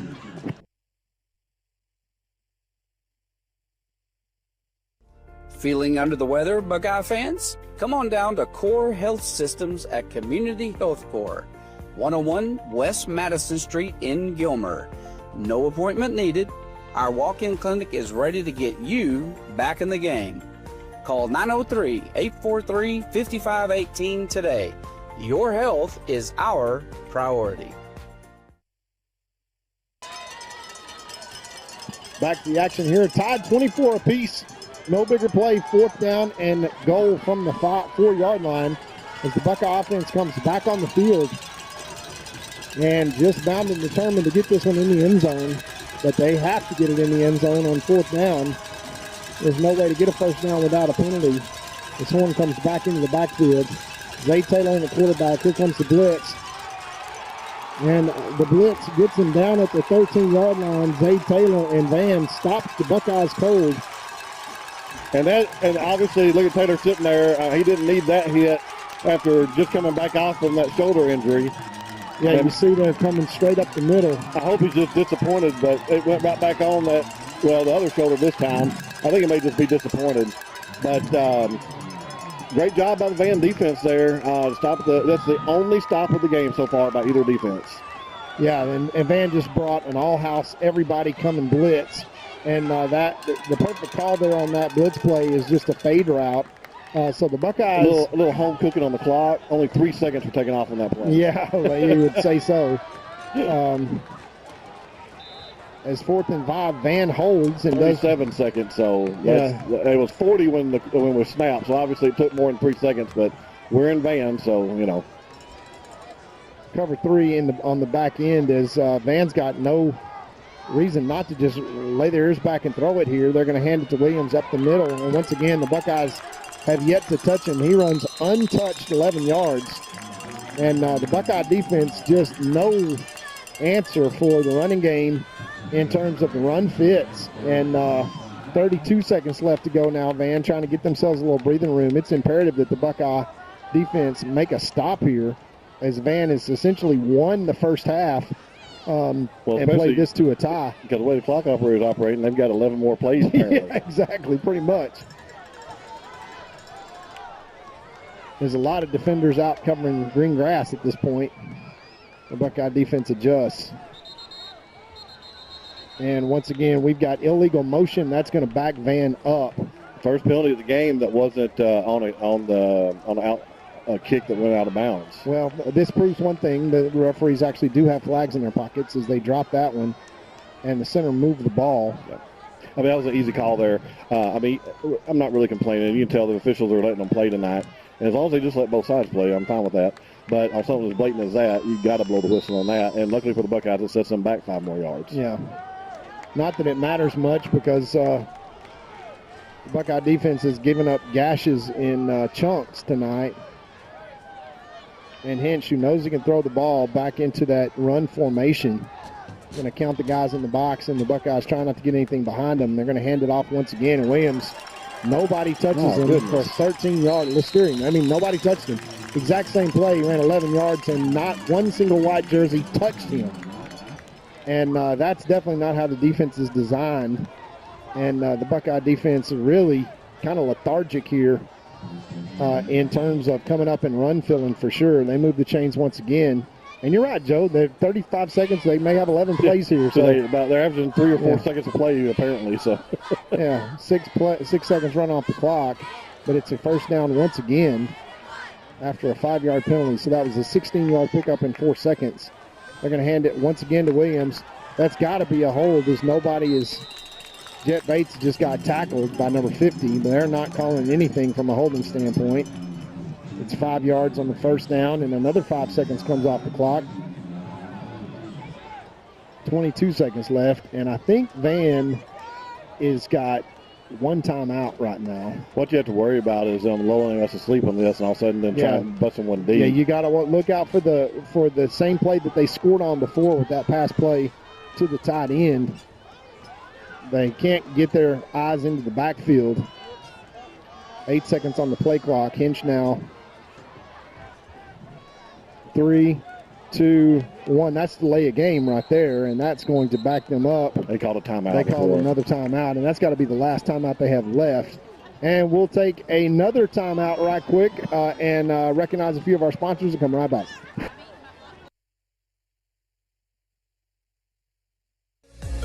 Please join Jeff Rash and Alan Metzel each Monday morning for the Gilmer Buckeyes Coaches Show. Every week, Jeff and Alan discuss elements of the program, speak with special guests, give player updates, review key plays from the prior week, and give insights on the opponent for the current week. As a fan, this is your chance to go into the locker room and behind the scenes. To view the Coaches Show, go to GilmerBuckeyes.com and click on the Coaches Show button. Go Buckeyes!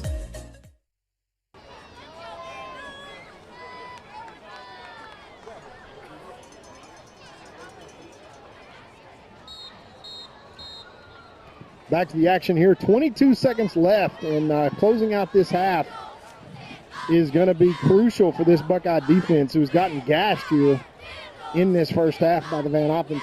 Scored every time that they touched it, and their defense turns the Buckeye offense away. 4th down and goal at the 5 to get a turnover on possessions. And the Buckeyes now, it's imperative that they get a stop here as well. Gonna watch out for Troy Polamalu out there, number 24, in the slot up to the right. So Angie's going to rush this one up the middle. Wow. And nobody touches him until he runs 40 yards down the field. And it's going to be 1st and 10 from the Buckeye 35-yard line. 14 seconds left in this half. And just lethargic effort there by the Buckeye defensive line. They spiked the ball with 9 seconds left.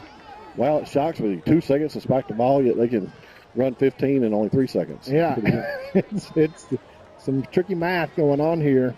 As out of timeouts, they got 1 timeout left. Are you kidding me? Let's spike the ball. Eric, we get a shot at 24. I just called Troy Polamalu. You see the receiver standing out there by himself? That's why I said that, Todd. See that fine hair out there? Yeah, well, we got a safety over the top, so it shouldn't matter. But Hinch is going to be back, and he's going to throw this one deep. Incomplete. Wow. Great trail Good coverage defense. by the Buckeyes because Drake they Smith. had that one, Drake Smith, and because they had that one. And I have no idea with the safety how we get somebody behind us.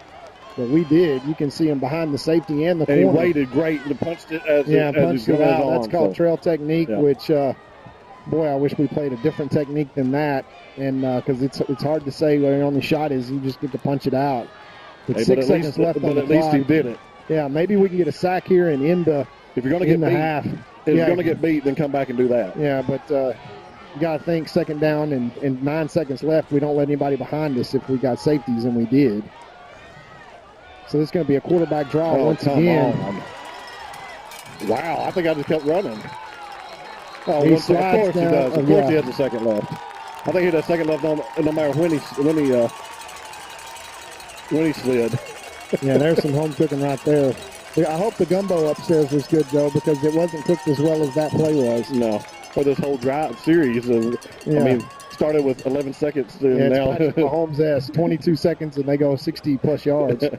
Now, don't fret here, Joe, because the defensive specialty of the Buckeyes the last couple of weeks has been blocking a field goal.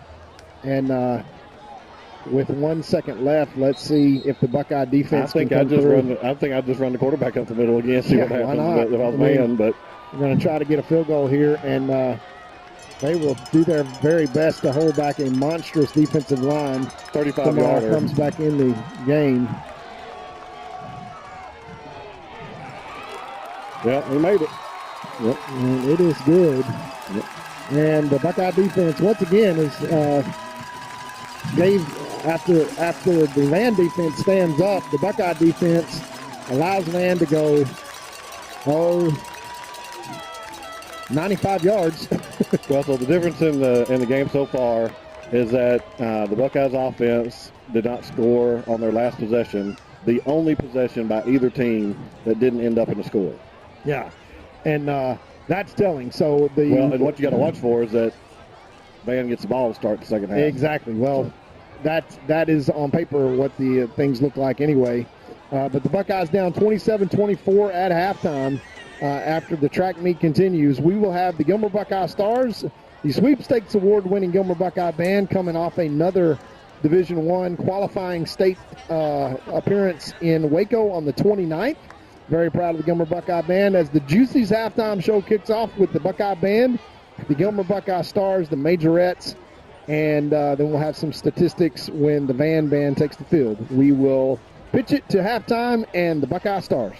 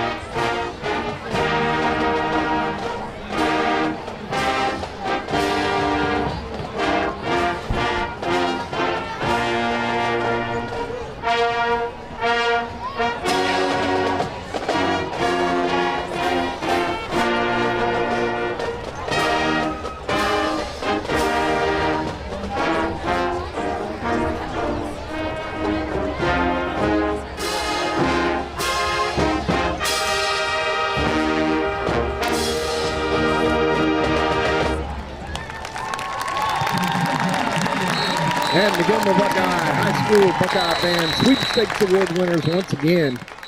And state qualifiers October 29th down in Waco. The Buckeye Band will return to try to defend their silver medal from last year. And as the Van Vandal Band takes the field, we will recognize a few of our sponsors and come back with the Juicy's halftime show right after these messages.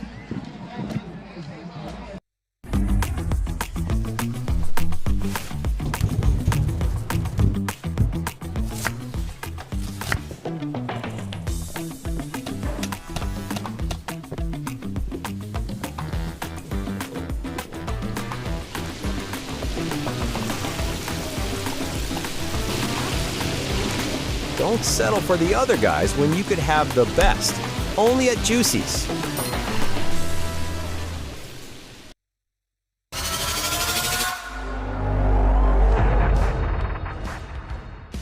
Charlie Singer, linebacker, DN, fullback. Atavian Hector, senior, running back, outside linebacker. Zay Taylor, junior, class 27, quarterback. Drake Smith, senior, receiver, corner. Amar Garrett, class 27, safety, receiver. Let's go. Jeb Bates, senior, DN, fullback. Tavion Horn, class 28, running back and linebacker. Carter Johnson, senior, quarterback, safety. Devin Ford, class of 26, corner receiver. Corbin Jones, senior, middle linebacker, DN. Michaela Granville, class 2027, DN, fullback. Trace Haynes, class 2026, receiver and DB. Jaden Holiday, senior, receiver, DN. Zaylon Johnson, sophomore, quarterback, safety. Cosmo Johnson, junior, receiver, DB. Aiden Vineyard, sophomore, fullback, outside linebacker. Solomon Jackson, class of 26, receiver and DB. Gage Strasbeck, sophomore, wide receiver, safety. Go Bucks.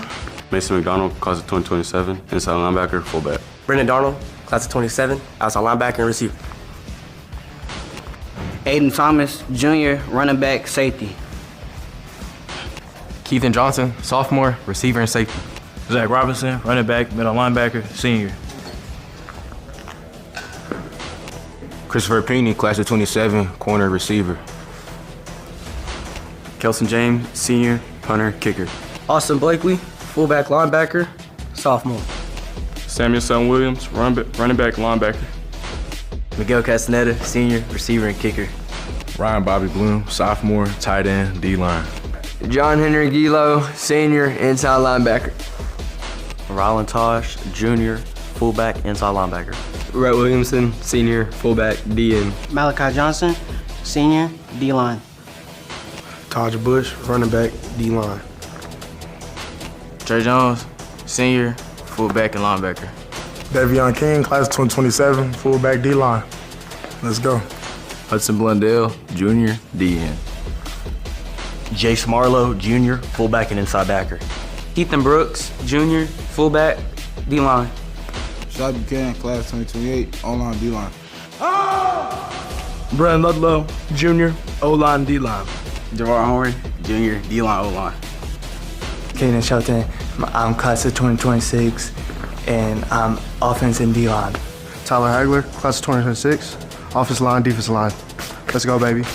Jackson Neely, class of 2026, D-line. Jackson Curtis, class of 2027, O-line, D-line. My name is Michael Hudson. I'm on the 10th grade class, sophomore, and I play O-line, D-line. Jordan Johnson, class of 27, O-line, D-line. Sean Johnson, class of 27, O-line. Chance Walker, class of 2026, O-line, D-line. Tristan Fuentes, class of 27, O-line, D-line. Justice Bird, class of 27, O-line. Van Songer, class of 2028, O-line. Ismail Kamara, class of 2027, athlete. Carson Kerbo, class of 27, interior O-line, D-tackle. Arthur Doshi, class of 2026, QB and linebacker. Jaden Brinkley, class of 2026, wide receiver and cornerback. Corey Tennyson, class of 2027, wide receiver, cornerback. Gabriel Moulton, Kicker, class of 2026. Devin Wallace, junior, wide receiver, D lineman.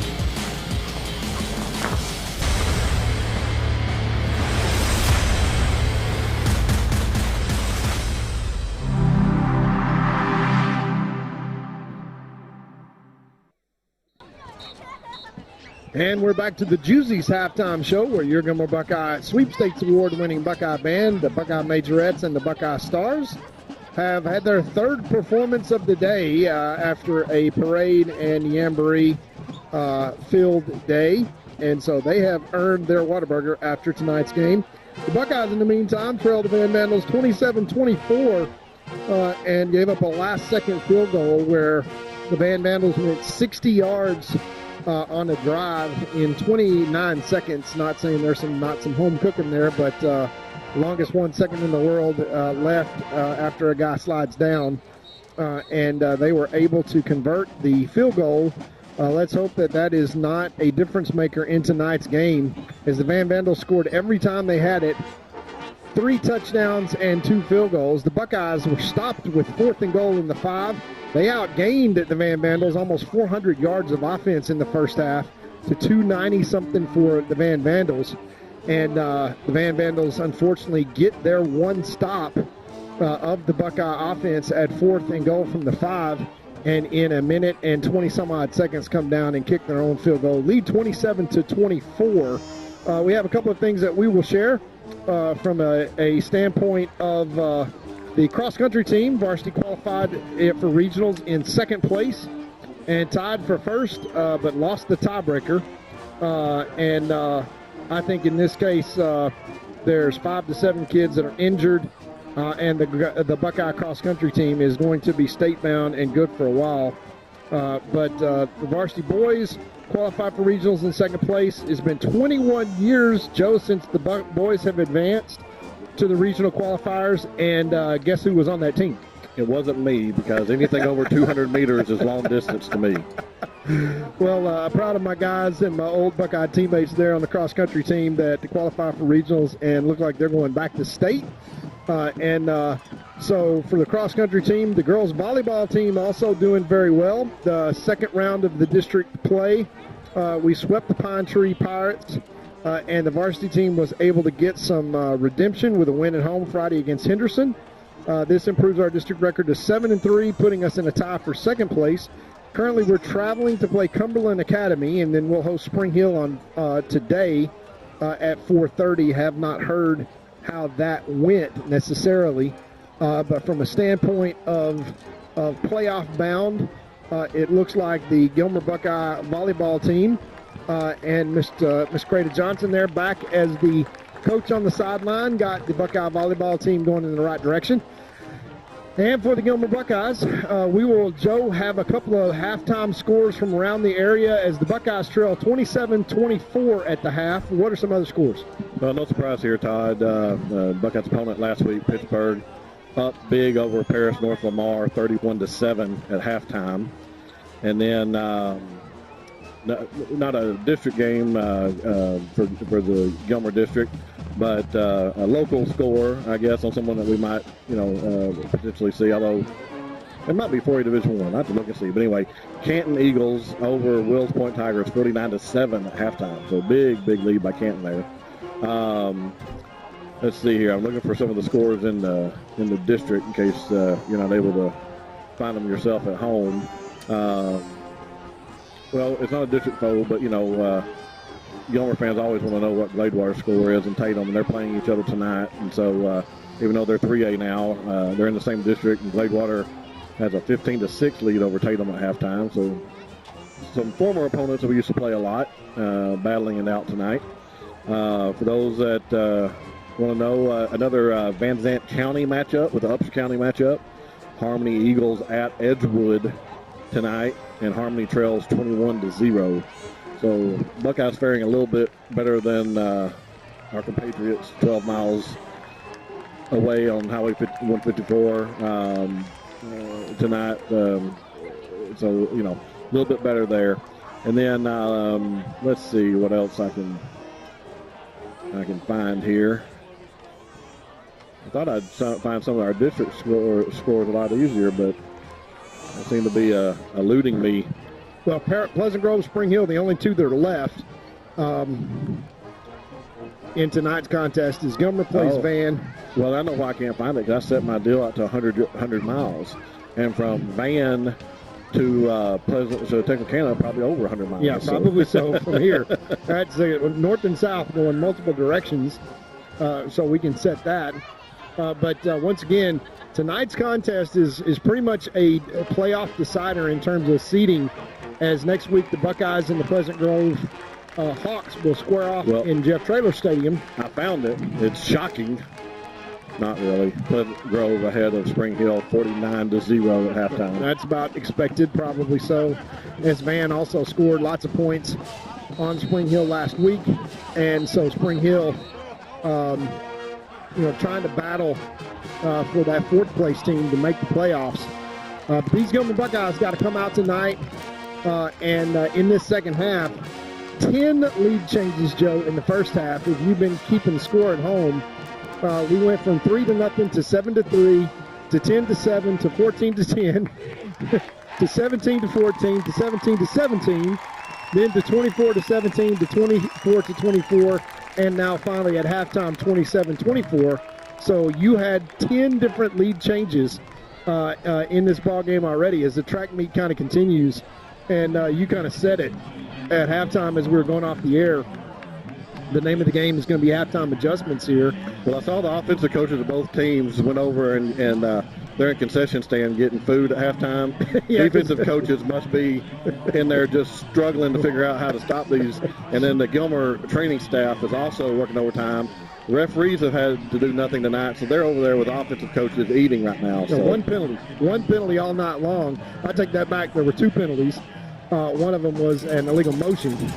And the Buckeye kickoff team is going to come off tonight, and we're pretty much going to have to create a turnover, Joe, as so far the Buckeye defense unable to stop the Van offense from scoring. Van not faring much better as the Buckeyes scored 3 touchdowns and 1 field goal. Van had 3 touchdowns and 2 field goals coming on the last possession of the half. Last year after the Buckeyes scored 4 straight touchdowns in the first half, they can only muster 3 points in the second half. So I hope that certainly does not repeat itself this year, especially considering the way it looks like our defense has really struggled to stop Van in the first half. Yeah, and from an adjustment standpoint, that main thing has been run fits, and it's not that a lot of passing has taken place. Hinch can really throw the ball, the quarterback for Van, but against our zone defense, the receivers just very well coached have gone out and executed. So let's see if the Buckeyes can manufacture an extra possession, because we are down serve. We started the game with the ball, went down and kicked the field goal, and then scored every possession except our last possession of the half, where we got stopped on the 5-yard line, 4th and goal, and turned it over. And Van, in a minute and 33 seconds, went 60-plus yards, and with 1 second left on the clock, kicked a game-untying field goal to make this 27-24. I liked your idea of an onside kick here, whether we get it or not. Yeah, because quite frankly, it may save some time if they go down and score. It is an onside kick, and let's see who came up. The Van Vandals came up with that ball, so we did onside kick it. Case and Sieja, senior wide receiver, defensive backs, and their hands team, they were probably possibly expecting that as well. But I'm fine with that. We said right at the beginning, I'm okay with an onside kick just because our defense has not been able to stop them. So if we can't stop them here, they score quicker, and we might get an extra possession in the game, is kind of what you were talking about earlier. Yeah, we got to find somewhere to get a stop, and we got to continue the pressure as the track meet continues. And we're halfway through a mile race, and we're kind of neck and neck. Well, let's be honest. So far this year, our opponents have started at midfield or better a lot more, a lot of times anyway. So onside kick didn't hurt us. Exactly. And here's Hinch going to come back and try to throw it over our heads. And I don't know why he didn't try to catch that, so just knock it down, but at least they didn't catch it. Chris Pinckney, they scored on that same play the time before. That was Amari Garrett knocking it down, and I know he would have had to probably dive to get it, but man, I think... Yeah, make an effort and dive. And go get the ball as he made a play. but from a safety position, to have a guy run right by us once again is not ideal. 2nd down and 10, not that Van has had trouble with long yardage situations, as 3rd and long has been the best play for them. They're averaging over 30 yards a play. Yeah, I hope they gain 5 yards here so it's not 3rd and 10. Yeah. Buckeye defense back on the field, getting a ton of pressure. They throw a screen pass wide open, and there is nobody there as they let the Buckeye defense come through, and they did storm through. The Hinch just lost it right over their head, and we got nobody there to cover the F-back once again. They ran that play in the first half and did the exact same thing, Joe, for a big game. And once again, Van converts when we get them behind the chains. I think maybe we shouldn't let them do that. I think the Van coaches told them it was 3rd and 10. So immediately that means a big play on first down. They get it down to the Buckeye 41 and a 1st down. As the Buckeye defense once again trying to get a stop here.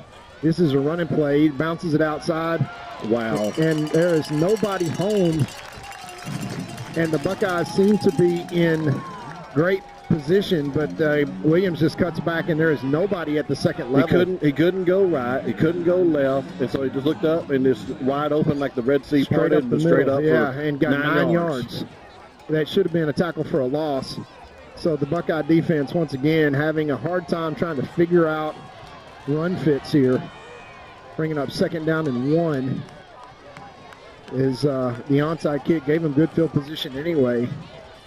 2nd and 1 now inside the Buckeye 35-yard line. They're going to hand off straight ahead, and that's going to go nowhere as the Buckeye defense is going to stand up for no gain. And that's going to be, is that 4th down now? Well, see, they picked up the 9 yards. I thought it was on first down. First down. No, that's right. 3rd down. Yeah, this has to be 3rd down and 1. I had some people in my way. I had to jump up and move, and I'm not sure what happened on that. So we're outside here, so we're kind of at the top of the stand, so when people move. So 3rd and 1. Hinch is going to run this one up the middle. And he is going to pick up easily. Yeah, he's going to pick up 2 yards. Move the chains once again. It's going to be 1st and 10 for Van, and the Buckeye defense maybe made some adjustments at halftime, but they're not showing up. As Van is... and Van's taking their time, too. There's no quick score like we talked about. Well, they're trying to limit the possessions here and trying to keep the pressure on. They would take a 10-point lead if they scored a touchdown here, and the Buckeyes got to figure out a way to get the ball back and hold them out of the end zone. 1st down and 10, 13 seconds left on the play clock. Williams back on Hinch's left-hand side, and they're going to throw it straight out to him once again. And just as in the first half, nobody touches him for 12 yards. We got a flag down. That's going to be a hold. Wow. Finally. And it was way downfield, though. But, yeah, it looks like it's going to be against one of the receivers. They're going to throw that one back at the 30-yard line as Jet Bates got tackled once again. It's the 5th time it's happened tonight. They're just letting him play. So let's make sure he did throw it the downfield, and he moved it 10 yards upfield. So I don't want people to think I couldn't see what was going on there. But, they're supposed to throw it where it happened. I guess he just got a little lazy and just tossed it and then said, I'll come back and throw it later. Van. And crowd boos, first penalty of the game here, Yeah, it's nice to know that referees actually understand what that penalty means, because that's going to back them up to 1st and 20. And that's not good for the Buckeyes.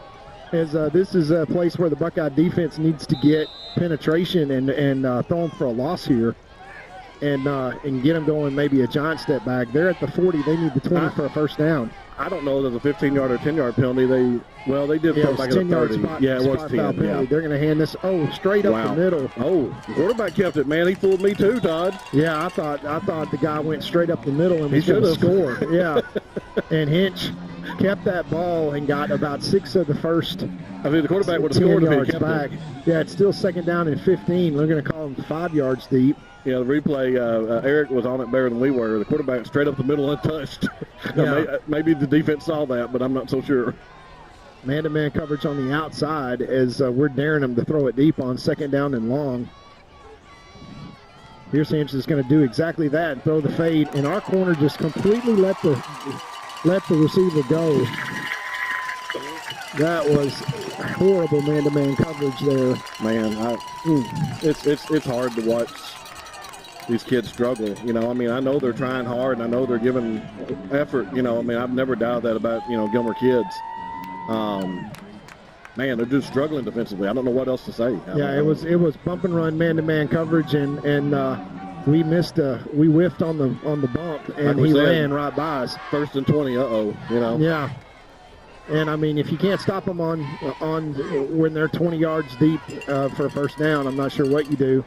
This is a quarterback run to the outside, and that gets stood up cold by the Buckeye defense. They're going to still call it a 1-yard gain. So it's going to be 2nd and goal from the 3. And the Buckeyes just dearly need to stop this because they're down 3 points behind from out of service, and they have not been able to stop Van all night long.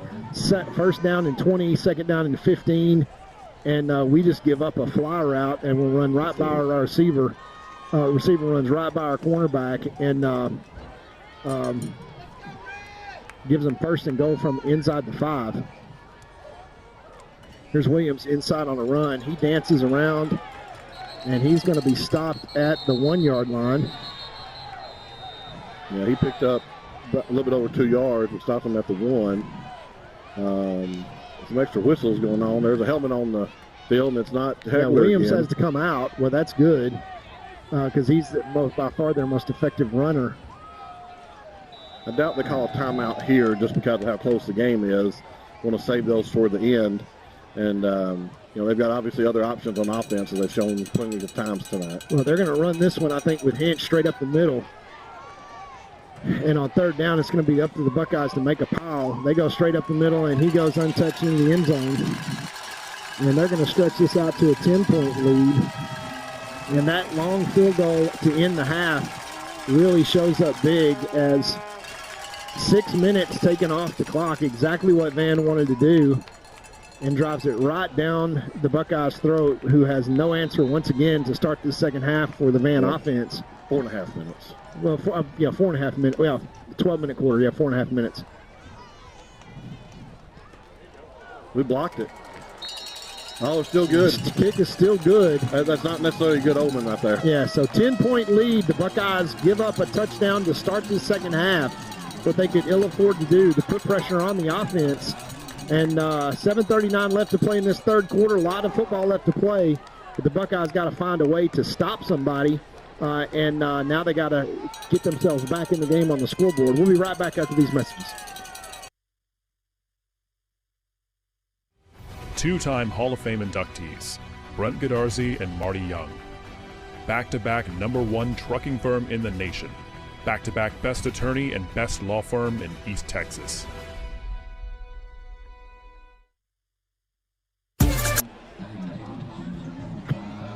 Back to the action here as the Van Vandals once again go 56 yards in 4 minutes and 21 seconds to put yet another touchdown on the board. And it's going to be up to the Buckeye offense to try to keep pace.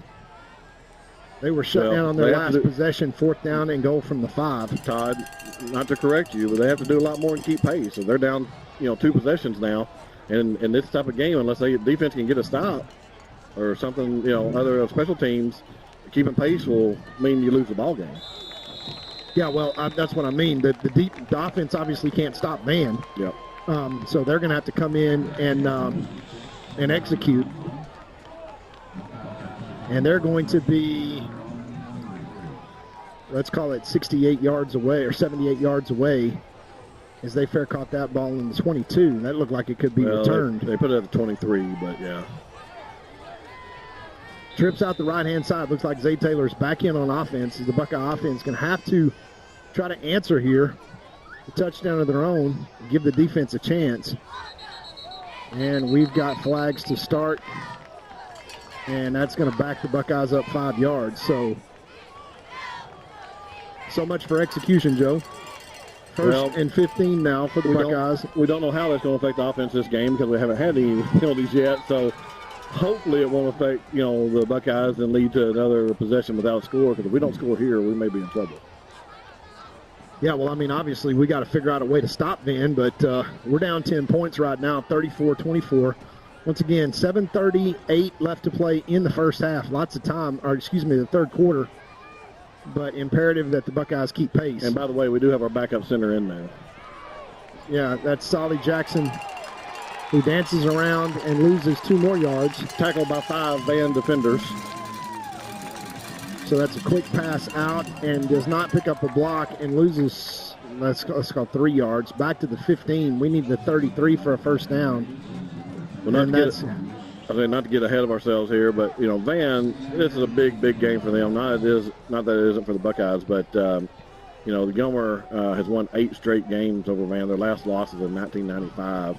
And Coach Moffitt, who has a stellar record, is 0-6 against the Buckeyes. Yeah, never beaten. And they'd love to get a win. Yeah, the Buckeyes. Well, it will have huge playoff ramifications for sure. But the Buckeyes have to find a way. And Zay Taylor escapes, but not before he's tackled inside the 10. And that's going to bring up third down and forever. You know, we were talking about adjustments at halftime. Yeah, they made some, we didn't. Yeah, apparently. Or else they made the correct ones and we didn't. Yeah. As now the most dangerous play for Van, which is averaging 36 yards a play on third down. We are third down and about 36 yards to go. So I'd be scared to death. This is Van's offense out there, but hopefully the Buckeyes can do the same thing. Now drops back, throws this one across the middle and straight through the hands of Trace Haynes, who's wide open. He was open, and, you know, he's athletic enough that he definitely probably would have gotten the first down at least. Yeah, maybe has a more chance. on that. Yeah. And for the first time tonight, the Buckeyes will punt from deep in their own territory. I mean, you know, hopefully this is not a correct statement, but I'm afraid that, you know, that could have been the ball game out there. If we can't keep up scoring, I mean, you hate to say it, but there's nothing that tells me that we have any chance of stopping Van from what we've seen, because they've scored on every single possession so far. Yeah, that's just a fact. And Williams, the most dangerous man on the field, stands at his own 45-yard line. So at the very least, the Buckeyes are going to give up really good field position. We need a good punt, that's for sure. Punting from our end zone, that's almost blocked. And it goes out of bounds at the 35. Yeah. Now, but like this, almost the first 6 minutes or 5 minutes and 57 seconds of this second half has been the absolute worst case scenario for the Buckeyes. Yeah, that's for sure. As a very lethargic Buckeye defense is going to come on the field and try to defend 37 yards as they give Van Vandals, who have had no problem scoring on every possession, the ball 1st and 10 at the Buckeye 37, the best field position yet. And the Buckeyes dearly need a turnover, a pick six, something. I'm not sure we can stop them with 12 or 13 guys on defense. We haven't yet, that's for sure. 1st and 10 Van comes in motion, and that's going to be a legal procedure. Once again, the guy moving the center moving the football. That's the only thing that stopped Van so far tonight. Yeah, is 2 penalties. Yeah. I'll back them up 5 more yards. At least the Buckeyes got him going in the right direction. So half once again, of the third quarter is gone, and the Buckeyes have given up possession for the first time tonight and 7 points. They trail 34-24 with 6:03 left to play in the third quarter. And it's going to be a handoff to Williams straight up the middle, and nobody touches him. Nobody touches him. And he goes all the way to the 20-yard line, so much for 1st and 15. And once again, the Buckeyes have no answer from a run-fit standpoint as they just block down, kick out, and there is no linebacker there to make any kind of play. Williams literally went 16 yards before Trey Lee tackled him from behind. And back into the red zone go the Van Vandals in one play. I don't know what to say, Todd. Yeah, well. 1st and 10. Once again, they're going to hand off, and Williams is going to go 5 yards down to the 15-yard line. And the best thing you can say here, Joe, is that we got to figure out a way to hold them to a field goal and be down only 14 points and 2 scores, because it would be very, very difficult to think about how we're going to get back if we go down 3 scores right here. I mean, we did hold them to 2 field goals, in the first half, so that is possible. And that's, at this point, I'm with you. I think it's about the only chance we have. If we can hold them here with a field goal, That's the only chance the Buckeyes have of coming back in this game. If they score a touchdown, I think it's over. Yeah. The way the defense has played tonight so far, for sure. This quarterback draw straight up the middle. Nobody. Well, we finally got a tackle, but not before he picks up a first down. It's going to be 1st and goal for Van. His quarterback draw. Once again, we just look completely overmatched up front and unable to have any answer when guys get to the second level. Well, hopefully nobody, read the hype about the best defensive line in 4A start the year, because it certainly seems to be a Sports Illustrated type curse on us. Yeah, 1st and goal from the 10. And untouched in the end zone goes Williams. And that was kind of pathetic. That was lethargic, and the Buckeye defense just kind of walking around looking at each other. And this is what Coach Metzel had talked about all year long, is that in moments when you got to attack, this group, for whatever reason, gets in our own way mentally and figuring out, hey, we got to go. And now we absolutely got to go, because it is a 16-point lead, now a 17-point lead, and a 3-score lead. So with 4:17 left, the Buckeyes going to have to put the pedal to the metal and figure something out defensively. We will be right back after these messages.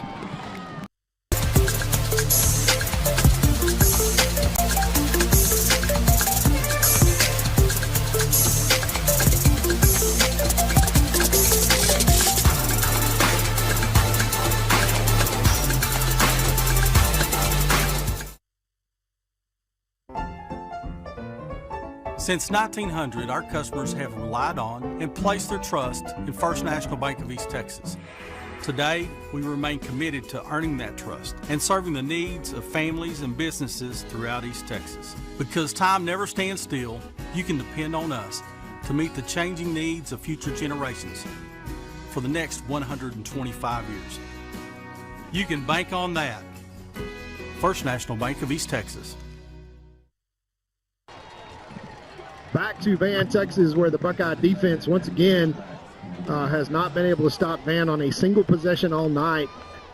And after a go backwards 15 yards first offensive possession, it leads to a punt and great field position for Van. They take another 3 minutes off the clock and make this a 3-score lead, 41-24. Here's the kick. Somebody's got to get it. Wow. And the Buckeyes let it hit the ground, which is not what you want to do. That that football is not round, Joe. And luckily it bounces right up to Solomon Jackson.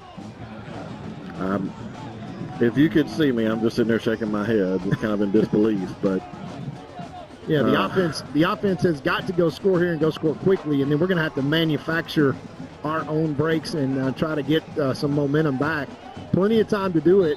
Over 16 minutes and change to play. And we've shown that we can score quickly. So I mean, it can be done. I just wonder if we can do it, if we will do it. Zay Taylor in the shotgun, going to drop back. He's going to roll to his right. He's going to throw that ball out to about the 10-yard line. That's a strike to number 42. You don't see a 43. You don't see a 43. Big old man. You don't see a big old man like Traylon Jones dive for a catch like that very often. Yeah, I'll take it. As the Buckeye offense in hurry-up mode here. We snap it and throw a quick pass out to Trosbach. He makes one man miss. Nice. Stays on his feet. Out beyond the 40 or inside the 45-yard line. Moves the chains once again. I mean, so far you gotta love what you see. Right now the offense, I'm sure they got challenged after that first possession of the half, and it looks like, at least the first two plays, they're determined to not repeat that, first possession. Yeah, you got to execute. The problem is we're 3 scores down and we hadn't stopped Van all night. Right. That's the problem. But once again, if we don't go down here and score, then there is no chance. Yeah, that's exactly right. While we have time, we've got to go figure out how to manufacture points, because this is obviously going to be one of those nights where points is the only thing that's going to get it done. We load up and throw it deep in number 12, Trace Haynes. He makes the catch. What? They are saying that's out of bounds. That is. Oh, let's see the replay on that. I can't believe he was out of bounds.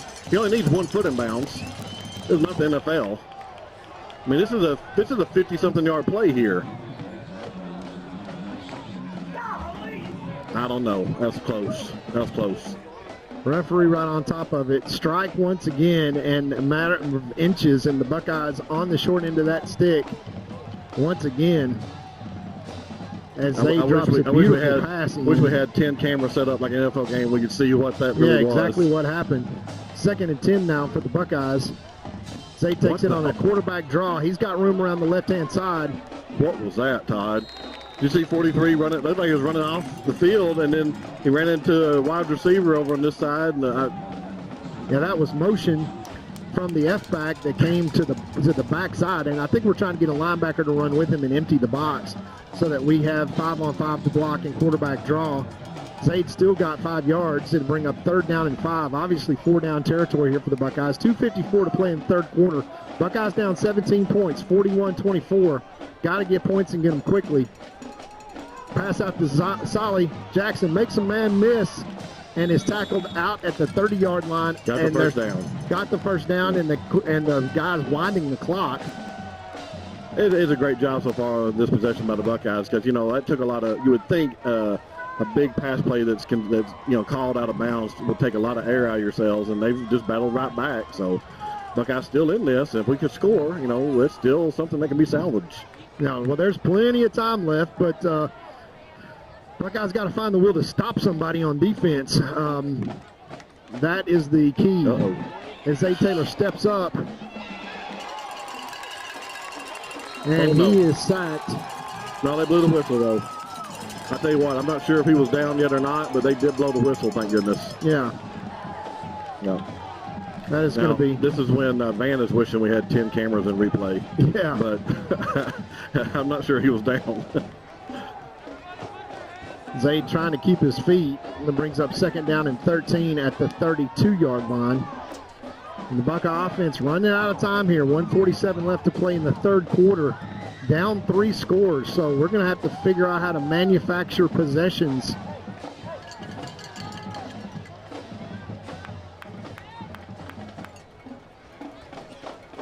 Second down and 13.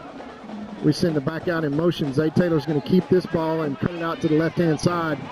Make one man miss and slide down to bring up 3rd down and 7. I'm assuming that the Buckeye coaching staff has told Zay to do that because his shoulder. He doesn't slide very much. And number 2, it's 4-down territory. Yeah, but he's such a good runner that you think, well, he could have gotten 5 more yards. But obviously they're worried about his health. Didn't get much of a spot on that. 3rd down and 9 to go. 57 seconds left to play here in this 3rd quarter.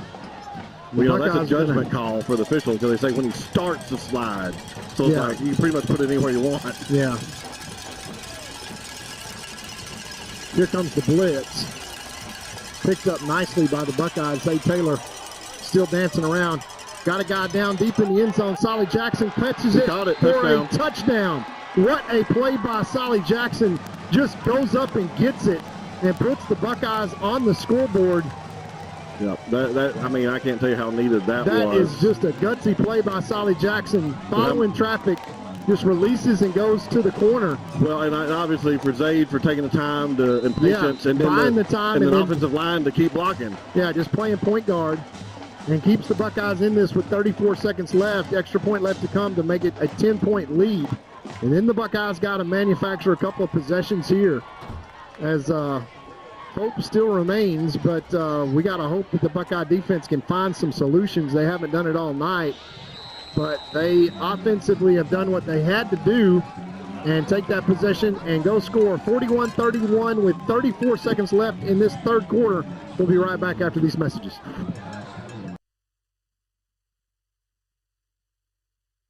There's a real advantage to being a Gilmer National Bank customer. From the low fees on commercial loans and the hassle-free process and ease of local decisions. If you appreciate personal service and great savings rates, no matter what your age, come see us today in Gilmer or Longview, where the pace is a little slower and the smiles a little brighter. Because we want to hear you say, Gilmer National Bank, that's my bank. Gilmer National Bank, Equal Housing Lender, member FDIC. And back to action here after a Buckeye touchdown. 34 seconds left in this 3rd quarter. The Buckeyes pull within 10 points, 2-score game, so manageable here if the Buckeyes, and that is a giant if, Joe, with the I being about 25 feet tall and the F being about 30 feet tall, as the Buckeye defense has not been able to mount any kind of stoppage here against these Van Vandals. Well, the magic number for the Buckeyes is 30 points, and so since 2000, Gilmer has 247 wins and only 13 losses when scoring 30 or more points in a game. So if we can score 30, we usually win 95% of those games. This might be one of the ones that it won't happen, but I feel much better with 30 points. Yeah, onside kick is fielded right at the 49-yard line, and the Buckeyes going to give them, the Van Vandals, exactly the same starting field position that they had on the last drive, and we will turn this around after a play or two. We just need one stop. We just need one stop to see what will happen. I mean, I know that doesn't mean we'll take a lead. You get momentum. But you have to have one stop. Yeah, or a turnover. And Van has really manufactured the only turnover, which was a stop of us, 4th and goal from the 5. And for the Buckeyes, it is about willpower right now. Defensively, the Buckeyes probably have the horsepower, especially up front, but just have not been able to get it done tonight in terms of finding ways to stop the Van Vandals. 1st and 10 from their own 49-yard line. Van probably content to run the ball with every possession here. They're going to hand it to Williams straight ahead. No, a keeper by the quarterback, and he gets 6 yards around the right-hand side. Cinch keeps the ball and slides down, but not before he gets. They're going to mark it 5 yards because, once again, he started to slide. He started to slide, yeah. But nevertheless, the Buckeyes do not manage to keep contained. The clock is going to run out on this 3rd quarter. Hopefully it runs out on the Buckeyes' momentum being able to not stop anything in red tonight. Not a single possession have Van managed not to score. Into the 3rd quarter, Buckeyes trail 41-31. We'll be right back for the final stanza after this. For nearly 150 years, Crowley Funeral Home has offered the highest quality in funeral services to the families of Upshur County for a fair and reasonable price. Led by Gilmer graduate Troy Murray, our staff stands ready at all times to tenderly guide your family in their time of need in all aspects of funeral planning, such as pre-need and at-need, and all types of services from cremation and memorial services to traditional funerals, with attention to every detail. At Crowley Funeral Home, we've been treating families as our own since 1883. Back to the action here in Van, Texas, as the Buckeyes start the 4th quarter down 41-31. And imperative that the Buckeye defense not give up any more points. We need 2 possessions and 2 touchdowns. And in 1 quarter of play, that means we're going to have to find a way to get Van off the field here, as the chain crew has got to make an adjustment. You know, Jeff used to say about, offensively, it's hard to score even against air sometimes. Van's not had that problem tonight. Yeah. But you got to think that they'll make a mistake or something eventually that would help the Buckeyes. Well, they haven't tonight so far. They've executed almost perfectly, and the Buckeye defense has had really no answers. And yet, here they are, 46 yards away, and got to have one here. Handoff up the middle to Williams. The Buckeyes managed to stop him. Maybe the best defensive play of the night on the first play of the 4th quarter. Maybe that's the sign. Yeah, we actually we managed to run fit on that play. Bring up 3rd down and 4, and if we can manage a negative play here, probably force the Van Vandals to punt for the first time tonight. And remember, Joe, 3rd down is the best play that the Van has had so far tonight. The only hope is that they only have 4 yards, so it's much better than having 10 or more, So. Yeah, I think they've converted 100% of the time on 3rd down, no matter how far it is.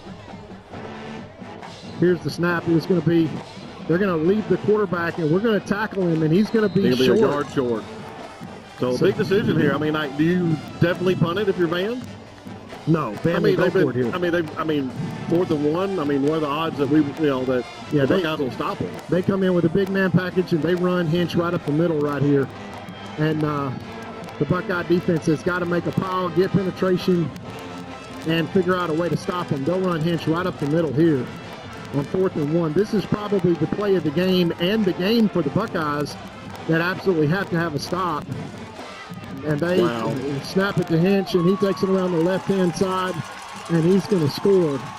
and nobody touches him. We don't even feel on the left-hand side. Nobody keeps contained. And that has been the story of the night, as the Buckeye defense has just had no answers.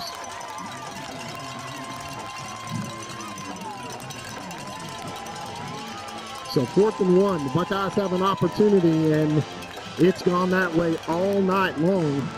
Remember Dandy Don Meredith when he did the color for Monday Night Football? He used to sing a song right about now. I'm not going to sing it, but those that are at least our age and older probably know what I'm talking about.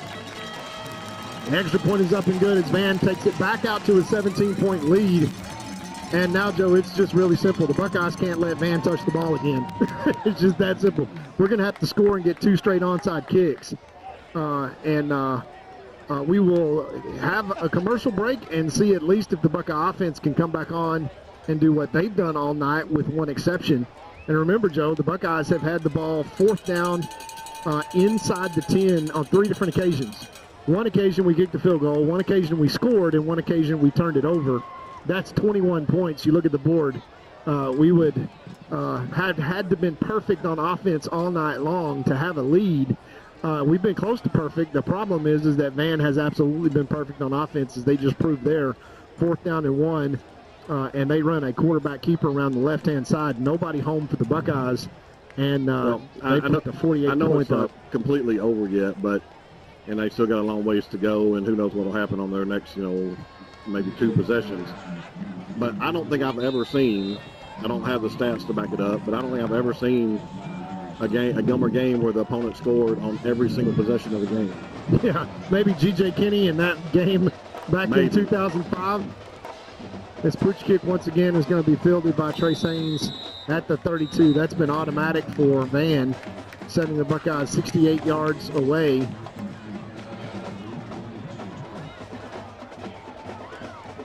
And the Gilmer offense now comes back on the field, and quite frankly, they better stay on the field for the rest of this game. 3 scores down. The Buckeyes need 2 touchdowns and a field goal to tie. 3 touchdowns would win the game. The problem is they have not stopped Van all night long. Stack formation, twins out the left and right side. Zay Taylor back in at quarterback.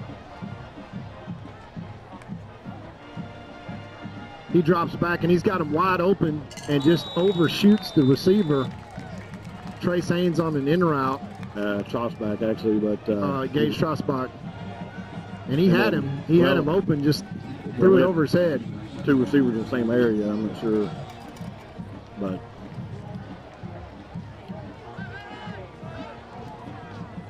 Trips out to the right-hand side now. Luckily, that stops the clock with the incomplete pass. So look for the Buckeyes to put it in the air almost every down here. Let's try to get maximum production with minimum time spent. Dropping back to pass. Zay Taylor escapes out to his right-hand side. And that ball is dropped.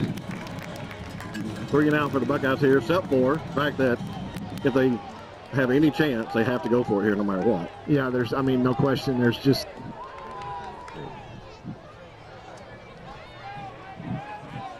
no question about what the Buckeyes have to do now, which is almost be perfect. 10:27 left, down 17 points, 48-31. 3rd down and 10 from their own 32-yard line. Here comes pressure from Van. I jumped ahead thinking that was 3rd down, but wow. Ball is caught. Good job by Trossback on that. The difference is our receivers are somehow getting open with 3 or 4 defenders around them instead of just sitting wide open in the zone that Van's receivers have done against the Buckeye defense. Yeah, just sitting down in the zone. Great job there by Trossback. Picks up the 1st down out past the 45. We're going to throw it out to Trossback again. He gets past midfield. He picks up about 4 yards on that 1st down play. But the clock runs now under 10 minutes, and once again, where's the spot, guys? Come on. They're saying at the Van 49. Yeah, the referee's trying to spot it back on our 49-yard line. Hey, any 49 will do. Yeah, the Buckeyes got to go fast here, as we're going to have no chance if we don't get the football and keep the football. Pressure coming, 8 men in the box for the Buckeyes. As we're going to run this to Thomas, and he's going to cut it back and keep his feet, but if he's spun down at the 50, he's going to lose a yard. that gives you another, another sign there. I mean, our kids are playing with effort. You know what I'm saying? Oh yeah, they're fighting hard, but unfortunately, that it is a effort that get us a 1 yard loss. Yeah. And it's just not nearly enough in terms of the results. 3rd down and 6, almost 4 down territory here for the Buckeyes, who have to not only score but keep the ball. Critical play, so they need to take their time and convert. Here comes pressure. And the Buckeyes are going to take a timeout. We're about to run out of time. Yeah, we use the entire play clock to take a timeout. We'll take a timeout as well and be right back after these messages.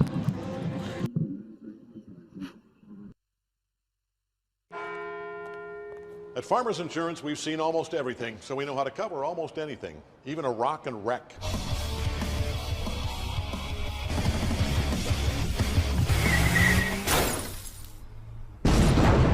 Yeah! He rocked and rolled right into it, but we covered it. At Farmers, we know a thing or two because we've seen a thing or two. We are farmers. Bum, bum, bum, bum, bum, bum.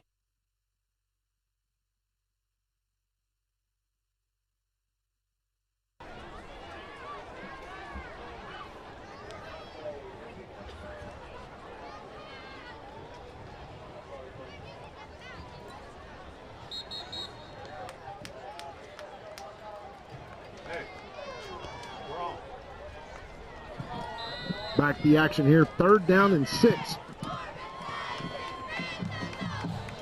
Buckeyes need to convert here.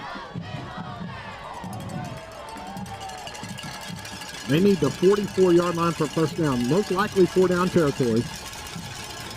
Down 17 with 8:50 left to play in the game. Removed, and we jump off sides. That's going to take 3rd down and 5 and turn it into 3rd down and 11.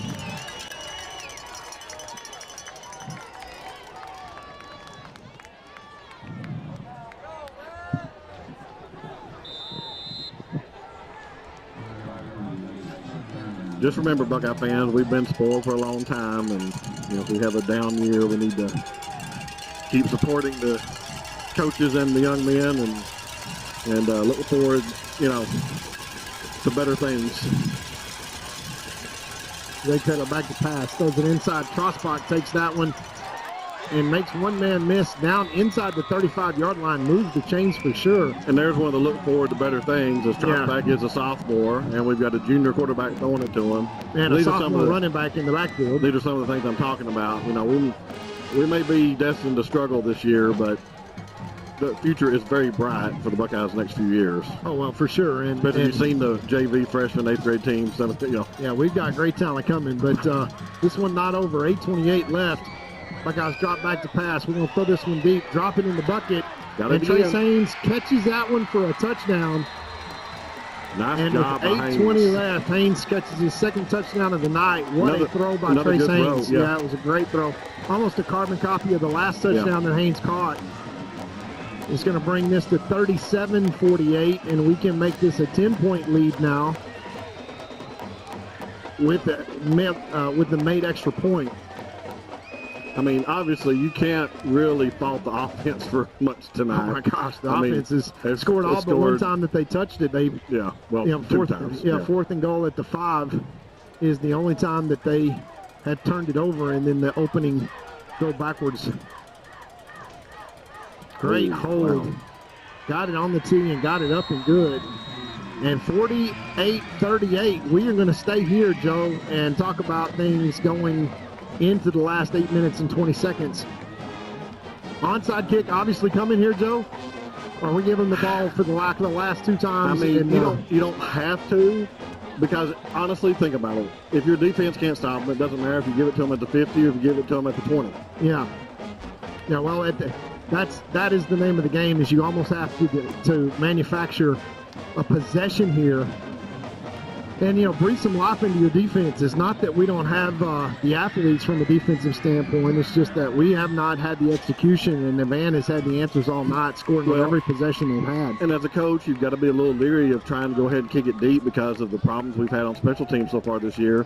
You don't have much confidence that you can keep it deep, you kick it deep and pin them inside the 25. Yeah, they're gonna line up, and I think this one you're almost invited because they've got their hands team. They've got 10 guys all within 5 yards of the 50. This one, you just pooch it up deep and you put it in play and you go down there and try to get it. Pooch it up deep or do a really, really hard onside kick that goes more than 10 yards. Yeah, try to do a 15 to 20 yard, kick to make it bounce, and go get it, because every Van player except for one is within 15 yards of the ball right now. Yeah, you want to have this one hit about the 20 and roll. They got it. We get it at the 48, and we try to just go. But like I said, it doesn't matter if they get the ball at our 48 or if they get the ball at their 8. If our defense can't stop them, it does not matter. Yeah, that is the absolute fact. And it's a short field once again, but the Buckeyes have it. 8:20, we got it to 10 points. But let's be honest here. If the Buckeyes defense can do something that they haven't even come close to doing all night and stop this possession quickly, and we go down and score, I mean, it's a ball game. We're in this thing. Plenty of time. We have 2 timeouts. They have 3 timeouts. Not that they need them plus a 2-minute timeout. But we got to have a stop.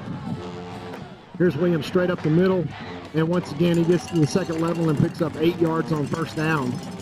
And that's not what I'm talking about defense getting a stop here. Yeah. Because 8 yards on each play, guess what? Yeah, it's just slow bleed.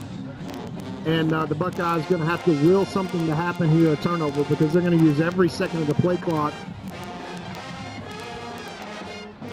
And Coach Moffitt, who is 0 for 6 against these Buckeyes, knows the formula here, knows that time is on his side. But the Buckeye defense unable to get a single stop tonight. Now putting themselves in a position inside their own 40-yard line. Got the first down. Yeah, drop snap, still handed off to Williams, gets a first down. And now the Buckeyes, honestly, Joe, can't afford to give up a single first down.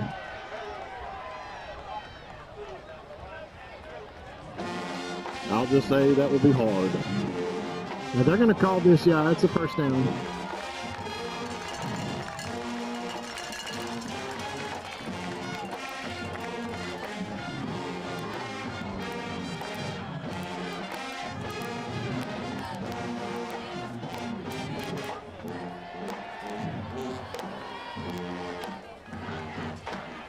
So using all 20 of the play clock seconds that are left. As they should. Oh, for sure. I mean, Van can't play much better than they played tonight. No. I mean, their defense is good, obviously, I guess, but offensively, they've been almost perfection. Yeah, Williams up the middle, gets 2 yards.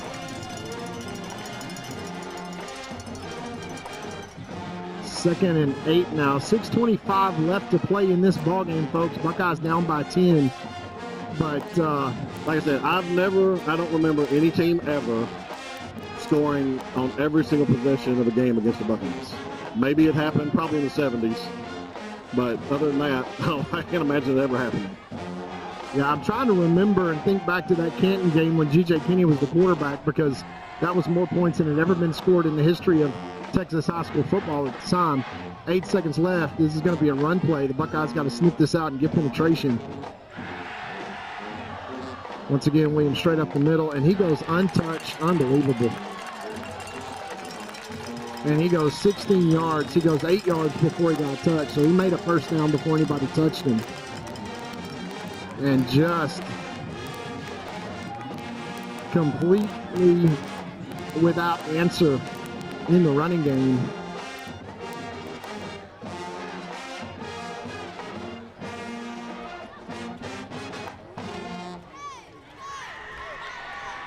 And these going to be long pauses, folks, in between times, because Van, as they should, is going to use every second of the play clock. Hey, how about that Buckeye band, though? Yeah, they are bringing it. They have every reason to celebrate. This is going to be handoff to Williams almost every play now. For quarterback keeper. I tell you what, if he hadn't have just fallen down, I think he might have scored there. He just led head down so much, he basically just fell down untouched. Yeah, just tackled himself. I'm not sure why he was expecting to get hit right away. 2nd and 5 now. 4:40 left to play in this game. He's probably just tired now that I think about it. Yeah, 0 comes out of the game. 17 seconds left on the play clock. Buckeyes still have the 2-minute warning and timeout, but they have got to get a stop here.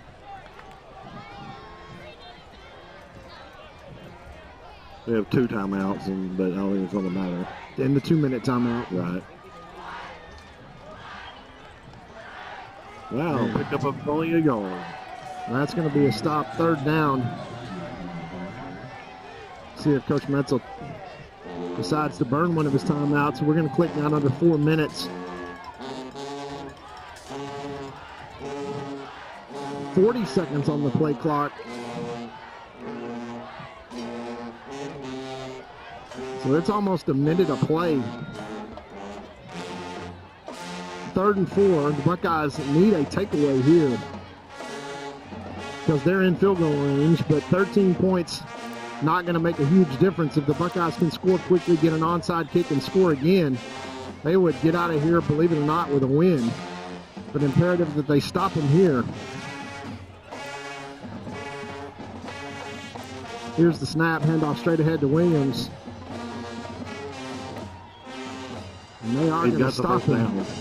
No, he didn't get the first down. Yeah. Now this is going to be the game here. Let's see what Moffitt decides to do. 4th down and 3. You think they're going to run the clock out, that's for sure. Run them down, and then call a timeout. Yeah, they'll put the kicking team in. 2 minutes and 30 seconds left. I don't know what good the kicking team does here, Joe, because it just gets them to 13 points.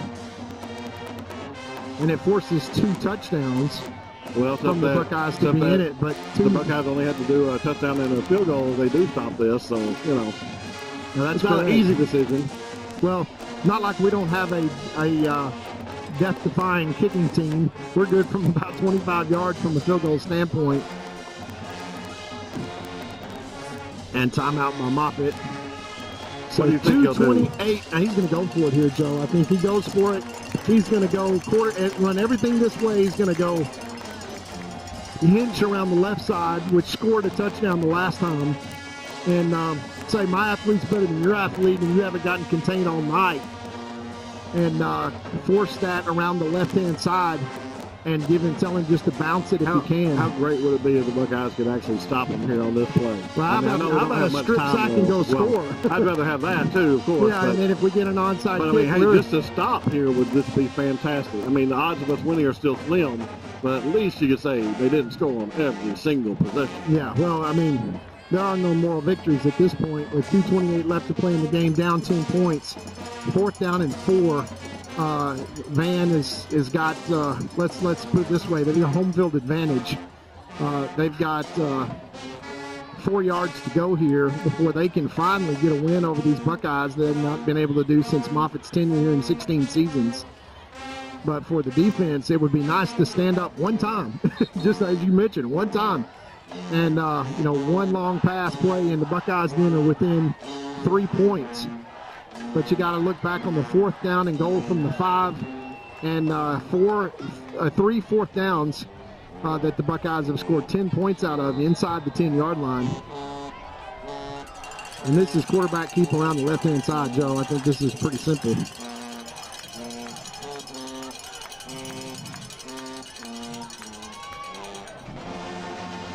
Broken up by the Buckeyes and a stop. Dare I believe it? We got them stopped. Now, 2:23 left now, Joe. Unbelievable. And let's see how much magic the Buckeyes have now. I'm kind of shocked, honestly. I don't know why they would use that play call in that situation. I'm shocked at the play call. Compared to what they've done all night. I think they're running around the left-hand side. Yeah, I think you're exactly right. I think that's just not something that was planned. Trips to the right-hand side. Let's see if the Buckeyes put it in the air, because that's what's going to save time. Well, he put it in there if they fast. Zay throws it out of bounds. DeSale first down. or close to a first down. Nice play, 2:12. The clock's got to stop. Why is the clock running? Why is the clock running? It's out of bounds. Why is the clock running? The clock is running. What? Why did our coaches yell? Yeah, he went out of bounds, obviously, and 17 seconds went off the clock. Are they really going to let 17 seconds just go? Yeah, evidently so. I mean, that was not, I mean, did he went over there and rolled his hands saying to keep the clock rolling? They did not run out of bounds. He caught the ball, stepped out of bounds. Yeah, I mean, that's blatant.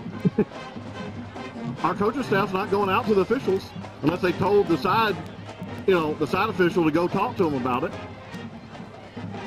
But if I was Allen, I wouldn't let them argue my case for me. Yeah.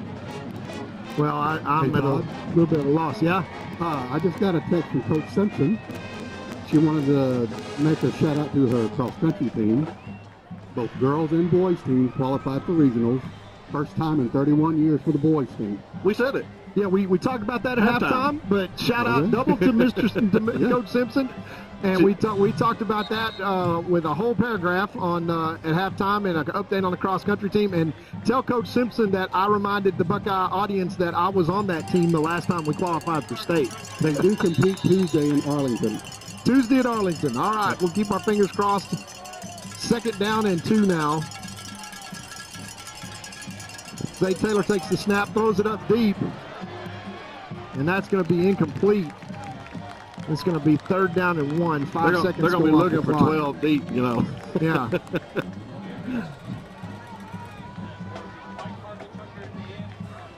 I still don't understand that whole out of bounds. 17 seconds goes off the clock, and obviously, I'm going to ask Alan about that at the luncheon next week. I mean, what on earth was that? 17 seconds on this clock. That's 5-6 plays.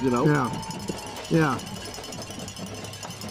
Zay Taylor off to the left-hand side, and he's got room to run, and he gets out of bounds at the 34 with a first down. Another 7 seconds goes off the clock.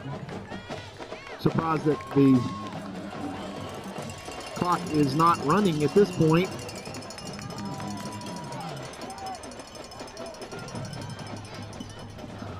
Once again, folks, Buckeyes down 10 after a stop inside the 20 on 4th down. 48-38, 1:48 left to play in the game. Buckeyes need 2 scores. Dropping back to pass. Zay Taylor throws it across the middle. Almost caught by Gage Schrossbach. It's going to go incomplete. Well, it was deflected at the line of scrimmage, and it was up for grabs, so.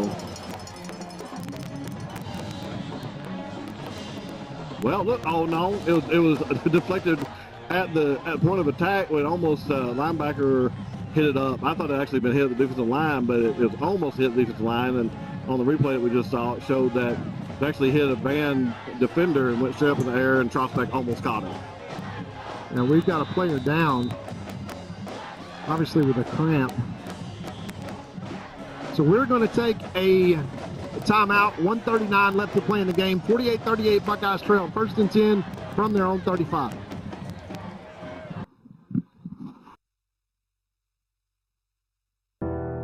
When tragedy strikes, you don't want to be in a position where you're second-guessing your lawyer's ability or the resolve to get you fairly compensated.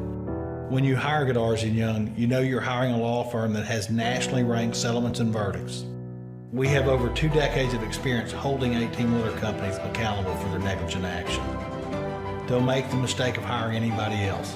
Hire the best. Hire Godarzi & Young.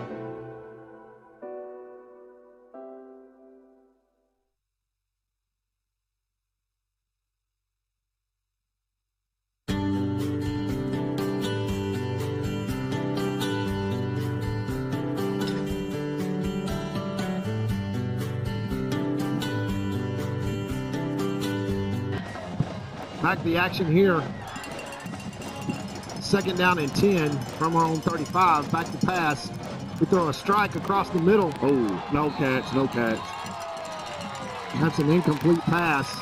The Solomon Jackson reaches out to try to catch that ball. I mean, obviously he didn't make a football move, so. Yeah, that's not a fumble for sure. He got hit as soon as he caught the ball, and it just put straight down. And he was still in the air, really, so, I mean. A 3rd and 10, 1:34 left. Buckeyes need to score a touchdown here and get the ball back on some kind of an onside kick.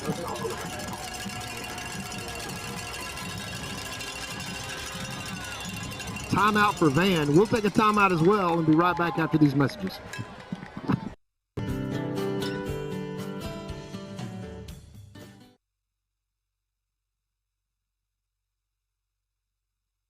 Chad Burkhalter and Gary Vestal are your Gilmer Edward Jones financial advisors. We're all about financial investments, but we also value the investments of time, patience, and encouragement our young athletes receive from their coaches, teachers, and mentors. That's why Chad and Gary are proud sponsors of our state champion Gilmer Buckeyes. Call 843-2023 or 843-5794 or visit edwardjones.com for all your investment needs. Edward Jones, member SIPC. And back to Van, Texas. 1:34 left to play in this game. The Buckeyes still clinging to hope if we can score here very quickly. We are 65 yards away as we stand, and an onside kick and another score away from pulling a near impossible victory out. I'm going to throw this to the sideline. Gage Trosbach is saying, wind the clock. My goodness, unbelievable. Well, what's on the table here, Todd, is something that's totally amazing. That since 1980, the Buckeyes have only lost 16 games when scoring at least 30 points.